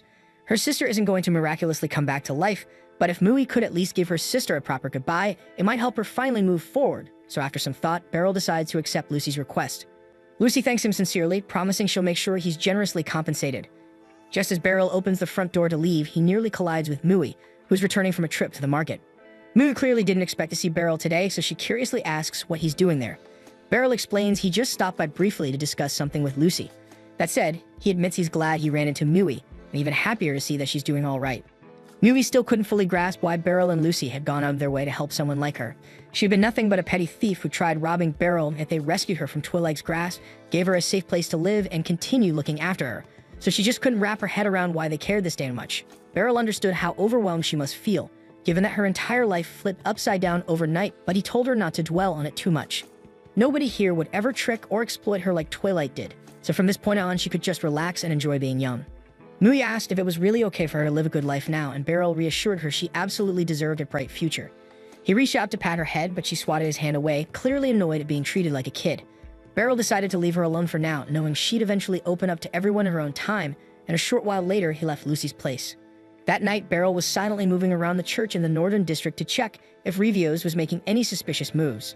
Sure enough, he caught sight of Revios and his men hurriedly packing their belongings, clearly planning to flee the country. Beryl tried sneaking around the back entrance to intercept Revios, but he was abruptly stopped by a cloaked figure. The mysterious man recognized Beryl immediately as the person who took down Twilight's entire crew, and apparently he'd already expected that Beryl would show up here to get in their way. Beryl knew this wouldn't go smoothly, but he still tried telling them that Revios was summoned for questioning tomorrow and wasn't permitted to leave the country. Unsurprisingly, the cloaked man completely ignored that order and summoned 3 swordsmen to handle Beryl instead. He even granted them permission to use magic, prompting the 3 fighters to connect their sword tips and chant a spell, boosting their physical speed and strength dramatically. Now they moved far quicker than before, and Beryl knew things were about to get challenging. And with the 3 swordsmen busy distracting Beryl, Revios and the cloaked man retreated back into the church to finish gathering their things before escaping. It had been a long time since Beryl fought in a situation that demanded lethal force, but if he held back now, he'd end up dead. Then as the first swordsman rushed toward him, Beryl quickly sidestepped and slashed him deeply across the torso. Seeing how dangerous he actually was, the remaining 2 attackers decided to strike together, aiming to hold Beryl off until backup arrived. At this point, Beryl found himself completely surrounded by 5 magically enhanced attackers, and even he knew that fighting all of them alone might be pushing his limits. But thankfully, he wasn't fighting solo, because just as one swordsman was about to cut Beryl down, a sudden wind spell blew the guy's sword straight out of his grip. Frail quickly ran up to Beryl's side and announced she was here to back him up with Karuni close behind. But Beryl couldn't figure out why the 2 of them were here. After all, the entire point of sending him was to ensure the Knight's Order and Magic Corps wouldn't directly intervene. The pair explained they weren't officially ordered to come, they just happened to be nearby, saw Beryl in trouble, and decided to jump in to lend a hand. Beryl wasn't exactly convinced by that reasoning, but honestly, he appreciated the backup. So together, the 3 of them started to take down their attackers one by one. At one moment, Beryl clashed swords fiercely with one of the attackers, and seconds later, the blue aura around the man suddenly disappeared. The swordsman went stiff and collapsed immediately afterward, so Beryl quickly moved in to knock him unconscious, though he was confused about what had just happened. Frail pointed out that the magical enhancement spell they cast was probably wearing off, causing them severe backlash. Now weakened by their own spells, they'd be easy pickings. Still, there were more reinforcements rapidly approaching their position, so Frail and Karuni told Beryl they'd handle things here, urging him to chase down Revios. Beryl thanked them both for the assistance and sprinted into the church, intent on catching Revios. But before he could get close, Spur blocked his path, allowing Revios to start chanting a spell behind him. Spur told Beryl he'd have the privilege of witnessing Revios' lifelong ambition, the miracle of bringing the dead back to life. Once Revios finished chanting, several nearby coffins began rattling violently. Moments later, the bodies within started moving, proving that Revios had actually succeeded in his resurrection magic research, or at least halfway succeeded, because these resurrected bodies were essentially just shambling zombies. Among the resurrected corpses, Beryl recognized Mui's sister, and it immediately brought back how desperately Mui had wished for her sister's revival. But seeing her like this, Beryl knew this was absolutely not the reunion Mui had hoped for, forcing him into an impossible choice. He needed to destroy the revived bodies, and as one zombie reached out to grab his leg, Beryl immediately swung his sword, severing its head. The zombie burst into blue flames, prompting Beryl to dispatch the others similarly until only Mui's sister was left standing. He'd wanted to return her sister's body so that Mui could finally grieve properly, but that clearly wasn't an option anymore. With a heavy heart, Beryl embraced her and apologized softly, and then swiftly struck in her neck. Mui's sister disintegrated into bright blue flames, leaving only a ring behind. But before Beryl could catch his breath, Spur rushed back to attack him head-on. Beryl deflected the initial strike, but Spur was far more skilled than he'd anticipated, quickly catching him off guard and plunging a blade into Beryl's shoulder. Still, Beryl wasn't about to roll over and lose here. He quickly recovered his footing and charged back towards Spur without hesitation. As Spur swung again, Beryl dodged skillfully, countering with a precise strike across Spur's shoulder. Spur was genuinely stunned because he'd never imagined an older man like Beryl could match him blow for blow, especially after boosting himself with magic. But Spur still had one last desperate trick, pulling out a dagger and stabbing himself in the side, using the pain to fuel an even greater surge in power. Once again, Spur rushed at Beryl, and this time, Beryl found himself struggling to fend off Spur's relentless sword play, accumulating numerous minor wounds across his body. Spur was undoubtedly one of the strongest foes Beryl had faced in a long time, but surrender wasn't an option. If he couldn't match Spur's raw speed, then he'd simply need to outsmart him. As Spur lunged forward again, Beryl leaned into the attack, intentionally letting the blade injure his arm to break Spur's stance. Although this inflicted severe injury to Beryl himself, it created the critical opening he needed to bypass Spur's defense and land a decisive slash across his torso. That strike should have ended the fight, but somehow Spur remained standing. Even as the backlash from his magic enhancement hit him full force, Spur continued stumbling forward like a freaking zombie, body battered and blood dripping from countless wounds, unwilling to admit defeat. Beryl told Spur to stop fighting because it was already over and he clearly lost, but as long as Spur had even a breath left in his lungs, he refused to yield. Beryl was genuinely stunned and disturbed by Spur's unbreakable determination, but it didn't take long before the accumulated wounds finally overwhelmed him and Spur collapsed lifeless to the ground. With the fight finally over, Beryl headed outside, relieved to find Kirumi and Ficelle had successfully apprehended Revios, so he quickly thanked them both for handling things so efficiently. Beryl then turned to Revios, but he saw no regret or remorse whatsoever on his face. Even when they told him Spur was defeated, Revios just shrugged it off, claiming that Spur had surely been more than willing to sacrifice himself for their cause. He added that capturing him wouldn't make any real difference because without creating a miracle of blood, the entire world was doomed anyway. Beryl had no clue what Revios was babbling about, but he figured it was just some crazy nonsense. The next morning, he went to see Lucy to fill her in on everything that had happened, though he still felt pretty terrible about not being able to recover Mui's sister's body. Lucy noticed he was feeling down, so to cheer him up, she told him to follow her because she had a reward ready for him. She brought him to a nice house right in the center of town and announced this was his reward. Beryl was a bit taken aback, but he'd been looking for a home lately, so the timing couldn't have been better. Lucy urged him to go inside and take a look. When he opened the door, he was surprised to see Mui sweeping the hallway. Confused, he asked her what exactly she was doing there. Lucy explained that after their talk last night, Mui had finally agreed to enroll in the Magic Academy. But to do that, she'd need a legal guardian, which meant from now on, Mui would be living with Beryl, who would be taking on the role of her guardian. 5 days have passed since Beryl moved into his new home, and even though he's really happy about having a house with a garden and running water, he's still getting used to living here. On top of that, he now has the responsibility of looking after a teenager all by himself. Mui then comes downstairs for breakfast, and Beryl asks if she enjoys what he cooked, but all Mui replies with is that it's fine as long as she can eat it. Changing the subject, Beryl offers to take care of her laundry from yesterday, but she insists on doing it herself, which would be okay, except the last time Beryl left it up to her, Mui just poured water on them and considered it done. There's an awkward silence between them for a few seconds after that, until Mui finally says something, but she isn't trying to chat or anything. She's simply asking for permission to use the bathroom. Beryl reminds her that this is also her home, so there's no need to ask about stuff like that. Mui says she gets it and promises she won't ask him for permission ever again. But based on how she said that, Beryl gets the feeling it'll probably become an issue later. Beryl's worked around plenty of teens Mui's age before, but actually caring for one, it's a completely different situation. Anyway, it'll be tough living together if she stays so guarded around him all the time, so he needs to find a way to get closer to her. He recalls that Kirumi and Ficelle really enjoy skewers from the market, so he buys one for Mui and asks if she likes it. She says she does, but her expression doesn't really show much. Next, as part of Beryl's plan to connect more with Mui, he suggests going to the theater together to watch a play. He asks Mui if she'd like to join him, and she agrees. The two of them watch the performance, and afterward, they actually talk about it, which is a good first step toward bonding. The following morning, Mui heads out for her first day of school, and Beryl goes with her to show his support. She tells him it's not necessary, but Beryl insists that as her guardian, he has to at least visit the school once, though it's not like he's personally interested in the Magic Institute or anything. They soon reach the entrance of the Institute, and the place is much larger than Beryl imagined, so it might take a while for them to figure out where they're going. At that moment, Awon approaches them and asks if they're the new transfer student and her guardian. Beryl confirms they are, so the woman introduces herself as Kinera, explaining that she's one of the teachers at the Magic Institute. She volunteers to show them around, and Beryl thanks her for the assistance because he was already lost on how to get around this place. While walking through the corridors, Kinera asks Beryl who referred him and Mui to the Magic Institute, and Beryl tells her it was Lucy. Kinera is taken aback when she hears that the head of the Magic Institute herself invited them.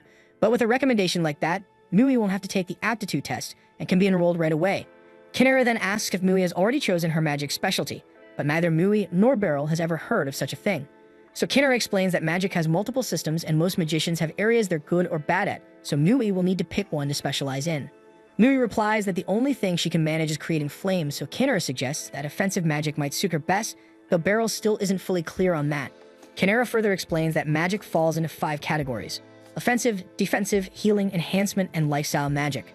Since producing flames is categorized as offensive magic, that's why Kinera recommended it to Mui. Now that Mui's major is settled, Kinera asks if she prefers staying in the school's dormitories or not. Neither Beryl nor Mui even knew dorms existed, so Kinera offers to show them around, and they accept her offer. Kinera guides Beryl and Mui around the girls' dorms, and the place is huge. There's a cafeteria offering 3 meals a day, baths, and fully furnished individual rooms for each student. Mui looks like she really likes the dorms, and even Beryl thinks the place is quite impressive, but he's worried that Mui might have trouble fitting in with the other kids here. She still acts distant and dismissive whenever he tries talking to her, so he feels it might be better if she continues living at home for a bit longer. However, it suddenly hits him that maybe she's just acting this way because he's an older guy, and she might have an easier time connecting with people closer to her own age. As they're walking back, they pass a sausage joint that's running some kind of special today, so Beryl asks if Mui would be okay stopping there for lunch. Mui doesn't object, but when they step inside, the place is crowded with sausage enthusiasts, leaving no room for them to sit. Just as Beryl considers leaving, someone calls out to him, and when he looks around, he sees Serena waving him over. She tells Beryl he can sit at her table if he wants, and he decides to take her up on the invitation. They join Serena at her table, and while they're here, Beryl takes the chance to thank her again for the new sword, since it really helped him out recently. Serena says it wasn't a big deal, but she's curious about the girl accompanying him, so she asks who she is. Beryl says it's kind of complicated, but to sum it up, Mui is his daughter now and living at his place. Serena nearly spits out her drink after hearing this, but once she recovers, she quickly apologizes for reacting like that. Right then, their food arrives, and while eating, Beryl asks Serena what she's been busy with lately. She explains that there have been many monster hunts near the capital these days, mainly because a delegation from Sphenity is coming to visit soon. Beryl didn't know any of this was going on, but apparently there's an annual meeting between allied nations, and the guild is required to clear out all nearby monsters to keep the delegation safe. After they finish their meal and step back outside, Beryl tells Mui she can go on ahead without him since he needs to swing by the knight's order. But before taking off, he mentions to Serena that Mui just enrolled in the Magic Institute and asks her to throw a few words of support her way. Serena is caught off guard to hear that Mui's got magical ability, and she leans in close, telling her she better bust her butt because the other kids at the Institute aren't playing around. And now that Beryl's her guardian, she better not let herself get outclassed. Mui casually replies that she's already aware of how strong Beryl is for an old man, but hearing Mui call Beryl an old man irritates Serena. She's about to blow up, but Beryl steps in just in time to settle her down before she says something wild. Serena apologizes for snapping, but she wants Mui to fully appreciate how amazing Beryl truly is, and Mui quietly admits that she already knows how awesome he can be. Afterwards, Mui says her goodbyes and starts heading home, leaving Beryl a bit surprised because it looked like Mui warmed up to Serena slightly during their chat. Serena tells Beryl she thinks Mui has real potential. She's still a bit unpolished, but she's straightforward, so she's definitely got a bright future ahead. Beryl is glad to hear this, but for Mui to properly develop, she needs the ideal environment, and he's still uncertain whether it'd be best for her to stay at his home or move into the dorms. Out at the training yard, Beryl chats with Alucia about Mui and asks whether it might be better for her to stay in the school dorms or keep living with him. Alucia nearly loses it when she hears that Mui has been staying at Beryl's place, mostly because no one told her, but that's beside the point right now. Kirumi then approaches and tells Beryl that the dorms are great because there's no travel involved, plus she'll get free food every day. Beryl already knows all the advantages of the dorms, but he's still concerned that Mui might struggle adjusting to living with others. Hemblitz then joins the conversation and tells him that the only way she'll get used to new people is by being around them. Alucia also chimes in and insists that Mui should move to the dorms, but not because she really thought it through. She just doesn't like the idea of Mui continuing to stay at Beryl's house. That evening, Beryl goes to Lucy's office to hear her thoughts about the matter, and logically, Lucy agrees that the dorms make sense, though she's sure Beryl has his reasons for worrying this much. At that moment, Ficelle enters because she has a report for Lucy, and since she's here, Lucy decides to ask Ficelle for her opinion about the dorms too. Ficelle says there's absolutely no reason not to stay in the dorms due to the convenience, but she's curious about why Lucy and Beryl are discussing this now. Lucy reminds Ficelle about Mui, the girl who'll be joining the Magic Institute soon, and Ficelle recalls her since she might be her instructor at some point. Beryl is confused and asks what she means, so Lucy explains that the institute currently lacks teachers, so Ficelle was appointed as an instructor thanks to her outstanding talent. Ficelle is very pleased with herself, and Beryl feels proud of how impressive she is, but he still needs to resolve his issue with Mui. Beryl suddenly stands up and leaves because he has plenty to think over. He's been trying his best to give Mui a good life as her guardian, and he was glad when Mui decided to stay with him. But he also noticed how thrilled Mui seemed when she saw the dorms, so he understands what the right choice is. Not long after, Beryl returns home with a bag of groceries, and the moment he sets the bag down, Mui asks if he can help her out with something. She's been hearing a weird noise coming from the dresser for some time now, and she can't figure out what it is. Beryl decides to check it out, so he gets down to listen closely, and there's definitely a sound coming from there. He lifts up the dresser and moves it aside to see what's making the noise, and surprisingly, he discovers a hole in the wall. A few moments later, some rats dash out, and Mui isn't particularly fazed since she's been living with rats her whole life. But Beryl, in contrast, immediately goes into combat mode, determined to wipe the rats out completely. He successfully drives one outside, but the other two get clever and run underneath the table, making it impossible for Beryl to smack them with the broom. Beryl quickly improvises, pulling his shirt off to try to trap the rats, but they skillfully evade all his attempts. Eventually, Beryl loses patience and flips over the whole table, crushing one of the rats underneath, leaving only one more to deal with. He chases it into the bathroom, where it circles around the bathtub, forcing Beryl to try grabbing it barehanded. Beryl would easily catch the rat if it was human, but he can't predict a rat's movements, so he keeps grabbing randomly. Yet the rat continuously avoids him and even climbs over Beryl's arm to dodge his hands. But right as it's about to escape, Mui suddenly cuts off its route by creating a small flame. This startles the rat enough to leap back, and that brief hesitation is all Beryl needs to snatch it midair. Now the last rat has been successfully caught, and Beryl is amazed that Mui helped him out even though she isn't bothered by rats. Afterward, Beryl borrows some rat repellent from a neighbor to keep them from returning, then heads back to the kitchen to begin cooking dinner. He starts noticing that maybe Mui isn't as distant as he first assumed. She reached out to him for assistance when she heard the noise, and she even pitched in to help catch the rat, even though she previously said it didn't matter. If she can cooperate like this, perhaps he doesn't have to worry about her adapting to dorm life. At that moment, Mui steps into the kitchen, and Beryl informs her dinner won't be ready for a little while longer. But then Mui unexpectedly volunteers to assist Beryl with making the meal, which makes him glad because it means she's starting to feel comfortable around him. A short time later, Mui and Beryl sit down for dinner, and Beryl thanks her for the assistance. She tells him it's no big deal, but she's planning on getting better at cooking so she can start preparing dinner herself soon. Beryl feels a little puzzled because the dorm would provide all her meals, but Mui tells him she doesn't want to move into the dorms. She prefers to stay here with Beryl and travel to the school from home. Beryl attempts to convince her that the dorm would be more convenient, but Mui has already made up her mind. Beryl constantly spoils her with kindness, and she wants to repay him somehow, so she intends to help him whenever she can. Beryl feels genuinely moved to discover how much Mui appreciates him, so he agrees to allow her to keep living with him if that's truly her wish. A few days pass, and after finishing up training, Alicia comes over to talk to Beryl because there's something important she needs to discuss, saying that he seriously needs new clothing. A delegation from the Kingdom of Sphenity is due to arrive shortly, and the Knights have been tasked with safeguarding the visiting officials during their diplomatic meeting. Beryl figures that probably means people from the Church of Sphenity will show up, and he's concerned he might encounter more troublemakers like Revios, but Henblitz reassures him that these diplomatic visits usually involve high-level government figures and the royal families from both kingdoms. Given the situation, Alicia has decided that Beryl should be formally introduced to both royal families. Kiruni and Henblitz immediately agree, saying it would be a great opportunity for Beryl to build a reputation in multiple countries, but Beryl himself thinks being introduced to royalty is way out of his league. But Alicia points out that Beryl was officially appointed as a special instructor with approval directly from the royal family, so an introduction was bound to happen eventually. And if he's going to be introduced to royalty, his current clothes definitely won't make the right impression. Henblitz chimes in, mentioning that the knights typically wear either their armor or ceremonial uniforms.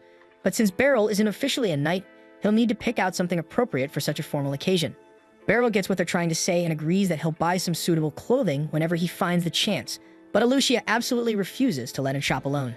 One of the main reasons she even suggested this idea is because she's been wanting to go on a date with Beryl for quite some time, so she quickly invents an excuse about how Beryl probably doesn't know much about the clothing shops around the capital, so it's essential she accompanies him. Beryl has no objections to her joining, and Alicia is thrilled that she'll finally get to spend quality time with him. She tells him to meet her tomorrow afternoon, but for now she's got some official duties to take care of. As Alicia heads out, Kiruni quietly asks Henblitz if he noticed just how insistent Alicia was about going clothes shopping with Beryl. Henblitz assumes she simply cares deeply about Beryl's appearance since he's her mentor, but Karun is not buying that, and she's pretty sure there's something a lot deeper going on here. Later in the day, Beryl gets home and Mui tells him the package arrived earlier. Beryl checks the note attached, which turns out to be a message of gratitude from Ibroy. Ibroy wanted to thank Beryl for all the help he provided, so he decided to send a large collection of outfits specifically for Mui. Mui isn't convinced these frilly clothes suit her, but Beryl insists there must be some nice dresses among them so she can pick her favorites later. Right now it's dinner time, so they both sit at the table and start eating. During their meal, Beryl explains to Mui that he'll soon be guarding some very important people at work, and he needs suitable clothing for the occasion, so he's going shopping tomorrow afternoon with Alucia. Mui recalls Alucia as the silver-haired girl she previously met, so when Beryl casually asks if she wants to tag along, Mui declines. It's obvious to her that Alucia intends this as a date, and she has no desire to intrude. The next morning, Beryl meets up with Alucia as they agreed. This is the first time he's ever seen Alucia in casual clothing, and he's slightly taken aback by how attractive she looks. Alucia thanks him for noticing, happy that Beryl complimented her outfit, but she reminds him that they should get moving. As they head out, Kiruni and Henblitz secretly emerge from their hiding place around the corner. Kiruni already knows exactly which shop Alucia intends to take Beryl to, so she's carefully planned a route that lets her and Henblitz spy on them undetected. Henblitz scolds her for shamelessly intruding on Beryl and Alucia's privacy like this, but she reminds him that he's equally guilty for tagging along. Alucia then takes Beryl to a clothing shop she particularly likes, though he feels slightly awkward since he clearly doesn't match the sophisticated atmosphere. When Alucia steps inside, the manager immediately welcomes her by name, asking if he can help her with anything. Alucia responds that she'd just like to browse for a while, and the manager tells her that's perfectly fine, and he's available to help whenever she's ready. Beryl finds the manager very accommodating, but with so many clothes around, he has no idea where to even start. Additionally, he has no confidence in his own fashion choices, so he decides to rely on Alucia instead. However, when Alucia finally selects something, Beryl realizes with shock that her fashion sense is even worse than his. The manager then walks up and praises Alucia for her outstanding pick, but Beryl immediately knows he's only flattering her to secure the sale. If he shows up at the delegation dressed like that, he'll never hear the end of it, so he gently suggests they'd better keep browsing before making any purchases. Beryl has now fully accepted that leaving the decisions to Alucia will leave him looking damn ridiculous, so he needs to step up himself. He scans around the shop and notices a suit in the corner that seems ideal for him. Alucia complains that it's not ornate enough for her taste, but something simple and neat is exactly what Beryl is after. Not to mention it looks pretty comfortable. Alucia remains unconvinced by Beryl's pick, but ultimately it's his call. So if that's what he wants, she'll respect it. She tells the manager to reserve that outfit for now, since they'd prefer to visit a couple more shops before settling on anything final. Honestly, Beryl as a man would have gladly just purchased the suit he chose already, but since Alucia is taking the time to help him out, he doesn't want to disregard her opinion completely. After leaving the shop, Alucia suggests stopping by a cafe for lunch before resuming their shopping. At the same time, Kiruni and Henblitz are still spying from afar, and by this point, Kiruni is extremely invested in Alucia's romantic adventure. Alucia soon brings Beryl to her favorite place to eat in the neighborhood, and although it's somewhat fancier than what Beryl is used to, he doesn't mind experiencing something new. Soon their meal is served, and everything is falling perfectly into place for Alucia. Shopping followed by a meal in an elegant cafe definitely qualifies as a proper date, making her heart race with excitement. At the same time, Kiruni and Henblitz are at a nearby table, feeling quite amazed because they've never seen Alucia so joyful before. Kiruni figures it's because she's spending time with Beryl, but Henblitz comments that if shopping and eating is all it takes for something to count as a date, doesn't that mean he and Kiruni are technically on a date right now? Later that evening, Beryl and Alucia head back from their shopping adventure, and Beryl apologizes because despite Alucia taking him around to so many shops, he ultimately ended up buying the suit he found at the very first one. Alucia reassures him that it's no big deal as long as he's happy, and besides, today was incredibly enjoyable for her. They bid each other farewell, and as Beryl leaves, Alucia simply stands there, watching him go. Henblitz and Kiruni are still spying from around a corner, but Henblitz has several unanswered questions, so he decides to step forward and speak directly to Alucia. First, he comes clean and apologizes for basically following her around all day, but Alucia assures him she isn't bothered, since she hasn't done anything she'd regret. With that settled, Henblitz mentions he has a question for her, and after Alucia agrees, he asks her how she genuinely feels about Beryl. The following day, Kiruni approaches Henblitz at the training grounds and apologizes for yesterday, because after he stepped out from their hiding spot, she panicked and left him behind. Henblitz reassures her it's alright, and in case she's anxious, he deliberately avoided mentioning Kiruni's involvement to Alucia. However, that makes Kiruni feel even guiltier, since she was the one who dragged Henblitz along to begin with. Right then, Alucia arrives and Henblitz greets her normally, but Kiruni still feels a bit uneasy, so she slowly retreats and claims she's going to practice some sword techniques. Henblitz remembers what happened yesterday after he asked Alucia what she really thinks of Beryl. She simply said she just wants to make him happy, and Henblitz has been contemplating ever since about what she meant exactly. Suddenly, Alucia interrupts his thoughts and apologizes, mentioning she intends to take control of the training hall for a bit. Henblitz asks for the reason, so she explains that when Beryl gets here, she's going to challenge him to a sparring match. Henblitz is stunned to hear this, but Alucia rationalizes the decision by explaining that witnessing Beryl directly face the Knight Commander would greatly strengthen everyone's confidence in him. Henblitz understands, since even a defeat would serve as clear evidence that Beryl is fully capable as their instructor, but Henblitz can't help but wonder aloud if that's truly the only motivation she has for wanting to duel him. Alicia admits that should she emerge victorious, she's planning to reveal one of her personal wishes to Beryl, but that's as much as she'll reveal, so she politely excuses herself to go prepare. Once Alicia departs, Hirumi returns to Hemblitz, curious about what he and Alicia discussed. Hemblitz fills her in on Alicia's plans, explaining that she intends to challenge Beryl as soon as he arrives, and if she wins, she'll confess one of her personal desires to him. Kiruni starts panicking because that's got to mean Alicia plans to confess her feelings to Beryl, and thinking about it now, it totally makes sense considering how happy she looked yesterday. Both agree Alicia is incredibly attractive and has a charming personality, so any man would be thrilled by her confession, but there's really no telling how things will unfold. A short while later, Beryl shows up, and the moment he enters the hall, Alicia immediately approaches him. Beryl is caught off guard seeing her here since she's usually occupied with other duties around this time, so he asks if she's come for some additional training. Alicia says that's exactly right, telling Beryl she'd like to spar with him, though that's definitely not what he thought she'd say. Alicia mentions wanting some practical combat experience before the delegation arrives, and since she phrased it that way, Beryl finds no reason to turn her down, so he accepts the match. Both grab some training swords and take their positions, though considering Alicia is the knight commander, Beryl seriously doubts his chances here. But since it's just practice for Alicia's sake, he's perfectly fine with being at a disadvantage. Just before they start, Alicia warns Beryl that people nicknamed her Lightning due to how swift she strikes. So he better stay alert, and the moment the match starts, she instantly shows off her incredible speed. Beryl manages to deflect her first strike, which is extremely remarkable since most opponents can't even follow her movements, but he's still nervous since he's never faced someone as fast as Alicia before. Alicia quickly continues with several swift slashes, but Beryl skillfully deflects every single attack and maintains his stance. He gradually realizes several things like how Alicia must have trained relentlessly in addition to her commander responsibilities, and how her usual openings before striking have vanished entirely. Beryl knows he can't keep deflecting forever, so he switches to attacking, but Alicia effortlessly matches him and steadily forces him back. He needs to pay careful attention to every subtle motion Alicia makes if he wants to spot an opening.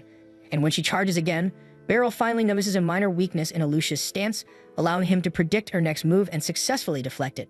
Even so, her incredible speed still makes it challenging to keep up, plus Alicia's precision is so sharp that he's unable to land even one clean strike on her. Beryl now knows for certain he can't win against Alicia if he fights cleanly, but there's nothing stopping him from fighting dirty. After Alicia lunges towards him again, she notices a vulnerability on Beryl's flank, so she adjusts her stance to strike it, but before she can land her blow, Beryl swiftly seizes her jacket and flings her down. That counts as a victory for Beryl, though Kuruni wonders if it's really okay for him to win that way. Hemblitz reminds her that real battles have no rules anyway, and moreover, Beryl is likely the only person who'd actually pull off a maneuver like that against Alicia. Alicia graciously admits defeat, and Beryl remarks that she fights way too honorably.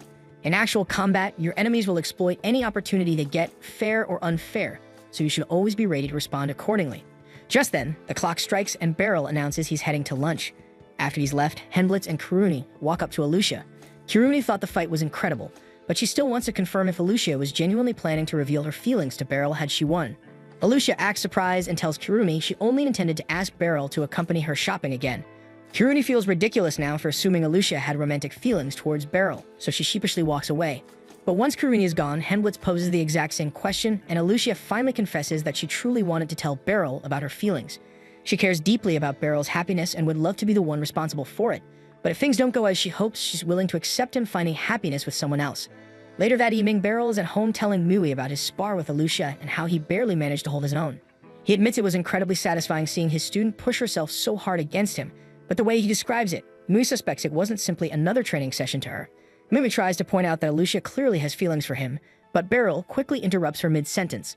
He already knows what she's about to say, but he doesn't want to hear it since Alicia is his student, and besides, the age difference between them is enormous, so whatever Mui's thinking, it's better it's left unsaid.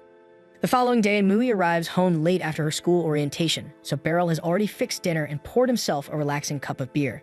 She asks him if he honestly likes beer that much, and Beryl replies that there's no finer way for him to decompress after a tiring day than enjoying some beer from his cherished mug. Mui mentions that Beryl's mug has a chip in it, but he insists it's no issue since he can still drink from it. More significantly, he spots the bag Mui brought home with her, so he asks what it contains, prompting her to open it and show off what she received. The Institute issued her a new uniform and some introductory textbooks on magic. Although the books are loaned, meaning she'll eventually need to give them back and must take care not to damage them.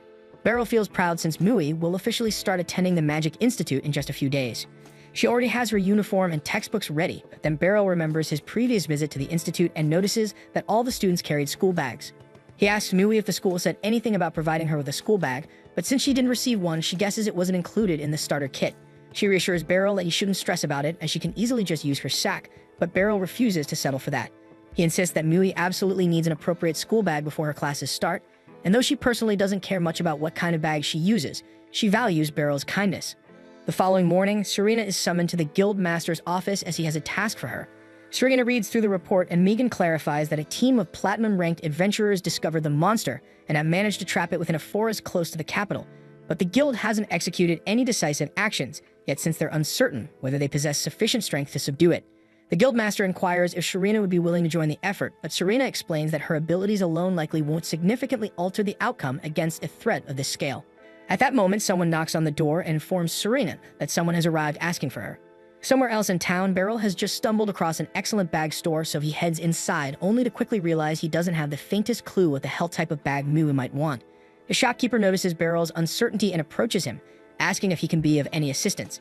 Beryl explains he needs a bag for school, and the shopkeeper immediately guesses that if Beryl is hunting for a school bag at this point in the year, his kid must be transferring into the Magic Institute. Beryl confirms he's correct, so the shopkeeper leads him to a set of bags that Magic Institute students frequently purchase. This is precisely what Beryl was searching for, so he picks out a bag and states that he'd like to purchase it. But then the shopkeeper then informs him that the bag costs 95,000 dalk, and Beryl is so stunned that he momentarily loses the ability to speak. The shopkeeper isn't trying to rip Beryl off or anything. It's just that this particular bag is crafted from imported Solura leather, making it exceptionally high quality. He even suggests some cheaper alternatives if the Solura bag is beyond his budget, but honestly, the budget bags look exactly like what you'd expect, so damn bad. Beryl eventually exits the store empty-handed, unable to make up his mind. All the decent bags are extremely pricey, and even though Beryl could technically afford it at the moment, given his current salary from the Knight's Order, there's no assurance that things will stay this stable forever. He intends to preserve as much money as he can for Mui's future, so he can't justify dipping into his savings just for a bag. Nevertheless, he still desires a nice bag for Mui's schooling, so he must come up with a way to earn some extra cash. As he's heading home, Beryl unexpectedly encounters Serena, who looks like she's troubled by something significant, prompting him to ask her what's wrong. Serena shares that she's recently been requested to handle a rather challenging mission, and she's unsure how to tackle it. She apologizes in advance for being self-centered, but since Beryl is here, she was hoping he might be willing to do her a favor. She asks if he'd accompany her on this mission, as it would greatly ease her mind, but Beryl initially doubts it's wise, since he can't envision himself being of much help in a mission that even Serena finds concerning. But the second Serena mentions there's a paycheck involved, Beryl suddenly has a change of heart and agrees to tag along. Later the following day, Beryl and Serena are riding a carriage toward the mission location. And just to verify that he has everything correctly, Beryl asks Serena again if their only objective is to capture a specific horse alive. Serena confirms he's correct and continues to explain that the remarkable horse is intended as a present for the Sphene royal family when they arrive for the upcoming delegation. Beryl inquires if this means someone connected to the Liberian royal family contracted her, and Serena verifies that's indeed the case, which is precisely why she couldn't simply refuse the job and felt compelled to seek Beryl's assistance. They eventually reach the destination and rendezvous with the adventurers who originally spotted the horse, prompting Serena to request an update from them. The man informs her that they've set up a secure perimeter, so they're confident the horse hasn't left the forest, yet it still hasn't triggered any of the traps they've placed, meaning they currently have no idea where it might be. Serena acknowledges the circumstances and instructs the adventurers to concentrate on keeping the perimeter secure, while she and Beryl venture into the woods to find the horse. They gather their gear before entering the forest to start the search, and as they proceed, Serena provides Beryl with more details about their target. According to what they've heard, the horse has entirely white fur and a silver-colored mane, which makes it exceptionally uncommon and valuable. Beryl had previously hunted plenty of monsters during the days when he needed to guard his farmland. But this is the very first occasion he's been tasked with capturing one alive, and it surely won't be simple, as this horse already managed to elude a group of exceptionally skilled platinum-level adventurers. Eventually, they discover a set of hoof prints left behind in the mud beside a small watering spot, indicating that the horse recently visited the area, but given its apparent intelligence, Beryl doubts it'll return to a spot where its tracks are easily noticeable. That means the horse will likely appear at the watering area on the opposite side of the forest the next time it needs to drink, so they decide to set up an ambush there instead. As they begin heading towards the other watering spot, Serena suddenly asks Beryl if his home situation with Mui is going smoothly. Beryl is surprised by the sudden question, but replies that his bond with Mui has significantly improved compared to the past. At least, that's how it seems to him. Although he often finds it difficult to gauge what Mui is actually thinking. Serena finds it unexpected that Beryl is struggling so much, given his extensive experience with children at his dojo, but teaching a child to fight and acting as a father figure are completely separate roles. They ultimately reach the watering spot, and Serena explains to Beryl that when the horse appears, she'll move to its rear while Beryl needs to position himself in front to cut off its escape route. Following this, she plans to fire an arrow at it, reasoning that horses panic when attacked from behind and should dash forward straight towards Beryl, who will then capture it with a net. The strategy sounds solid, but given that the horse is intended as a gift, Beryl is concerned that an arrow could possibly leave a visible wound. But Serena anticipated this issue and prepared arrows specifically padded with fabric at the tips, eliminating the risk of harming the horse. With the details settled, it's now time for them to separate and lie in wait for the horse, and they both assume their positions. Soon enough, the horse arrives to drink water, and upon finally seeing it up close, Beryl is captivated by its beauty. Serena begins silently creeping around to take her position at the horse's rear, so Beryl mirrors her actions, quietly moving into place at the front. Once they're both set, Serena shoots an arrow at the horse's hindquarters, and exactly as anticipated, it bolts forward towards Beryl. But just as Beryl is about to snag it with a net, the horse effortlessly leaps over him and continues sprinting away. Serena instructs Beryl to pursue it, and Beryl must secretly be some kind of Olympic runner because he manages to somehow overtake the galloping horse and once again positions himself ahead of it, net in hand. Yet when he throws the net, the horse skillfully avoids it, leaving Beryl with no choice but to leap onto its back and attempt to halt it by force. Regrettably, he has zero horse riding experience and he swiftly tumbles to the ground. The horse then stands perfectly still, seemingly mocking Beryl's failure. But as Serena attempts to catch it using a lasso, the horse dodges her rope and flees again. Beryl and Serena resume their pursuit until eventually cornering the horse against a ridge. Serena tells Beryl she'll run forward to scare the horse towards him so he can capture it. But despite the fact that Serena successfully frightens the horse, the damn thing makes a wild jump onto a nearby rocky spire. The horse appears very pleased with itself for evading them once more, but after a second, the spire starts to collapse. Beryl, of course, couldn't simply watch the horse plunge to its death, so he leaps down after it, and they both crash onto the bottom of the ravine. The horse immediately panics since it has no intention of being captured, but Beryl instructs it to settle down, explaining that he can't even attempt capturing it while they're trapped down here. It's impossible for Beryl to scale that rock face, and the horse clearly isn't capable either, leaving them with the sole option of crossing to the opposite bank of the river. For a second, Beryl thinks about swimming across, but after one glance at that freezing, fast-moving water, he drops that damn idea fast. So instead he unsheaths his blade and swiftly fells the nearby tree with a single strike. Now they can safely cross, and the horse seems to recognize that Beryl intends to help, willingly accompanying him without resistance. As they traverse their improvised bridge, Beryl slips and almost plunges into the river, but the horse grabs him at the last second. Beryl is relieved that the horse rescued him, and it appears they're now on friendly terms, so by the time Serena arrives, capturing it is no longer necessary.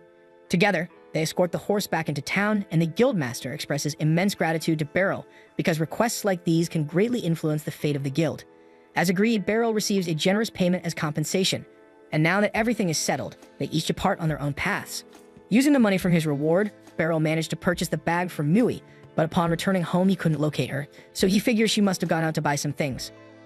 Shortly afterwards, Mui comes back and is astonished when she notices that Beryl actually bought her a bag. She clearly stated that she didn't really need a bag, but owning a nice bag herself is seriously awesome. Mui expresses gratitude for the present, revealing to Beryl that she has a surprise for him too. She shows him that she picked up a new ceramic cup as a replacement for the chipped one, but quickly clarifies that she definitely didn't steal it.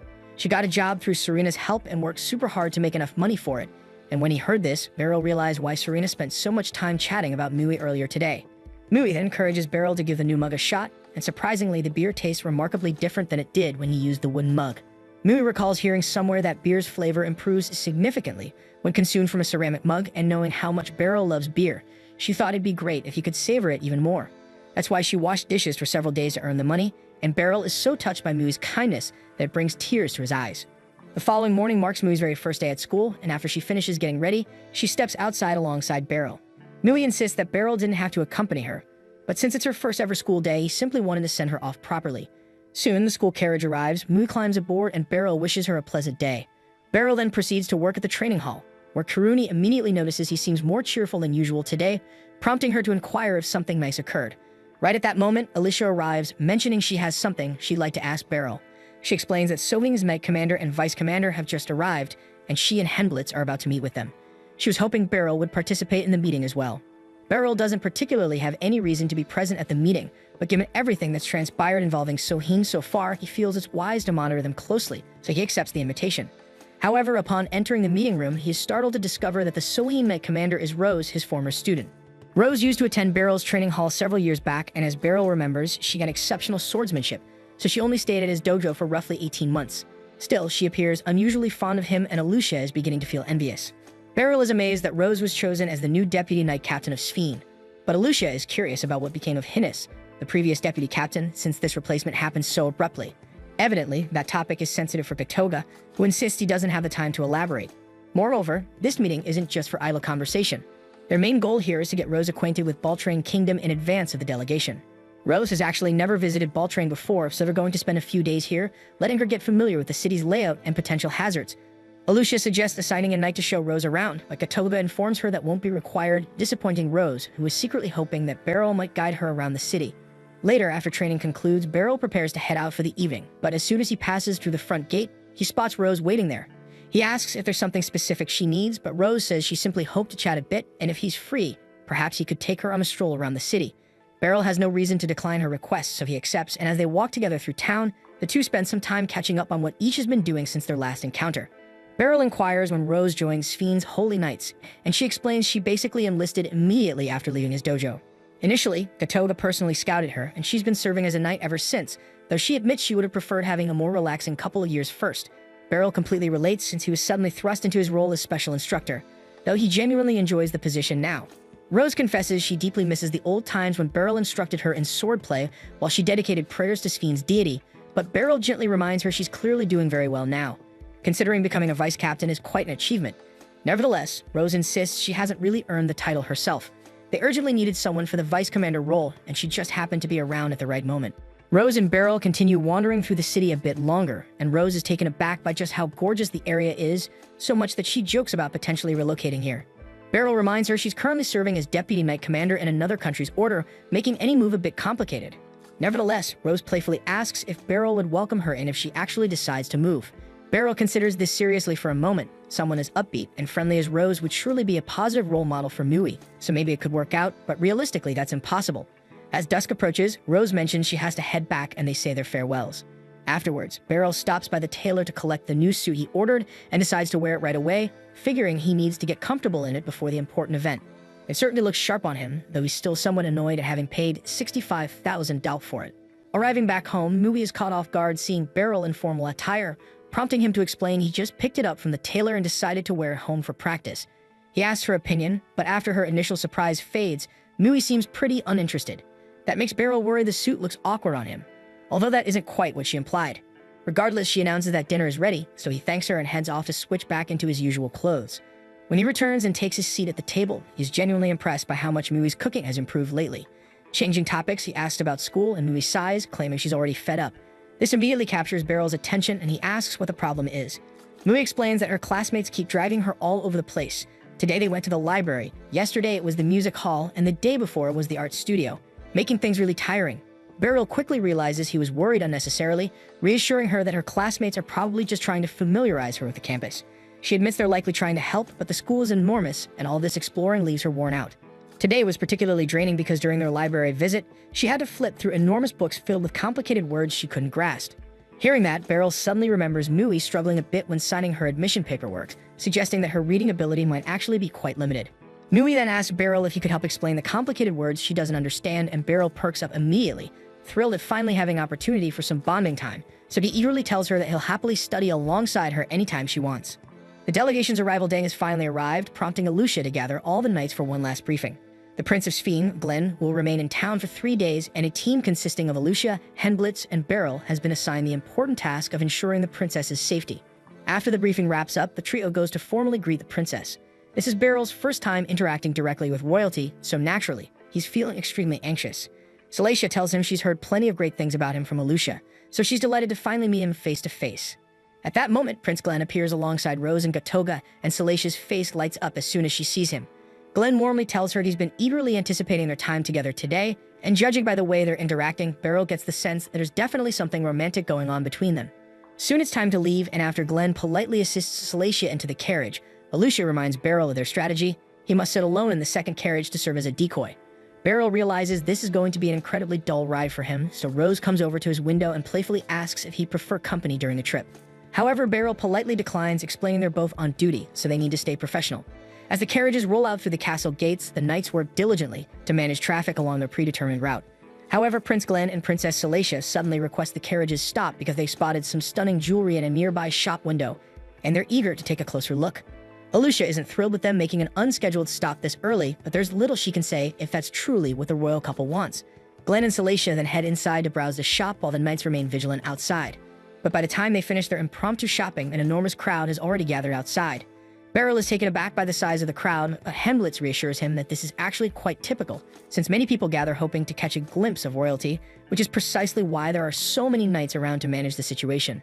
As Glenn and Salacia step back into their carriage, Gatoga gently advises Glenn that he can't keep making spontaneous stops like this since it attracts too much unwanted attention, so Glenn apologetically acknowledges the disruption his impulsiveness caused. Then right at this moment, Beryl notices a shadowy figure weaving among the people in the crowd, but before he can clearly identify the person, they vanish. He hopes it was just his imagination, though things are rarely that straightforward. The convoy moves onward until reaching the next stop, where the prince and princess plan to have lunch. While the royal pair are enjoying their meal, Beryl approaches Alucia to share his concern over what he saw earlier. He mentions feeling an unsettling gaze coming from the crowd during the previous stop, and he's fairly sure it carried malicious intent.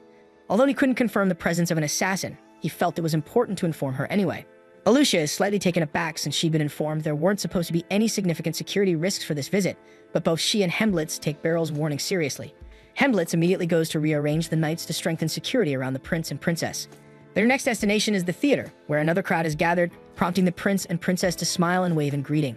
Then out of nowhere, three masked figures burst from the crowd and rush toward the royal couple.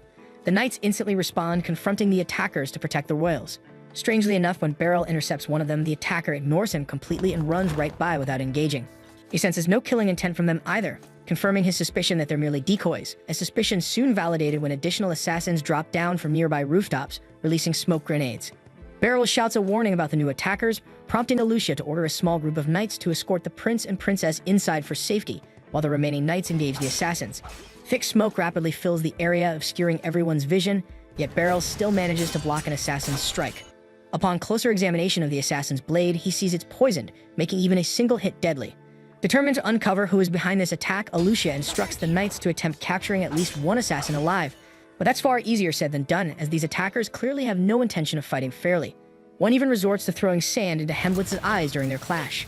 Meanwhile, Beryl is doing his best to fend off another assassin, but the attacker surprises him by mixing punches and kicks into their swordplay, momentarily throwing him off balance. Though caught off guard initially, Beryl quickly adapts, having gotten a good feel for the assassin's combat style. Thus, in their next exchange of blows, Beryl repays the favor by landing a solid elbow to the assassin's damn face. This stuns the assassin, so Beryl swiftly follows up by disarming him and slashing his knees, disabling him permanently. It's a decisive victory for Beryl, but things aren't going as smoothly for Hemblitz, who's finding it nearly impossible to track his attacker now that his vision is impaired by the sand. Yet, whenever the assassin strikes, Hemblitz manages to parry each blow with remarkable accuracy. Although his eyes might be useless at the moment, his hearing remains sharp, allowing him to stay fully aware of every movement around him. When the assassin finally makes the mistake of stepping too close, Hemblitz instantly seizes the opportunity, unleashing his special technique to cut him down. Meanwhile, Alucia is dealing with an opponent every bit as cunning as the others. Mid-swing, the assassin suddenly grabs her cape, trying to throw her off balance, a move that would have been devastating for Alucia had Beryl not previously pointed out this very flaw to her. Prepared for such tactics, she quickly counters by gripping the assassin's arm tightly, pulling him off balance instead, then slashing his leg with her sword. Immobilized and unable to escape, the assassin stands helpless as Alucia finishes him off with a swift triple slash combo. At the same time, Gatoga completely overpowers his opponent with sheer force, pinning him against a wall. Holding him in place, Gatoga pulls off the assassin's mask and demands surrender. But the moment he sees the man's face clearly, Gatoga freezes in shock because it's someone he recognizes. This brief hesitation allows the assassin to slip free from his grasp, disappearing swiftly into the crowd before Gatoga can recover enough to pursue him. On Rose's side, the fight is completely one-sided. She quickly and ruthlessly overwhelms her opponent, ultimately stabbing him through the face. Beryl witnesses Rose's entire battle unfold, and he can't help but feel surprised.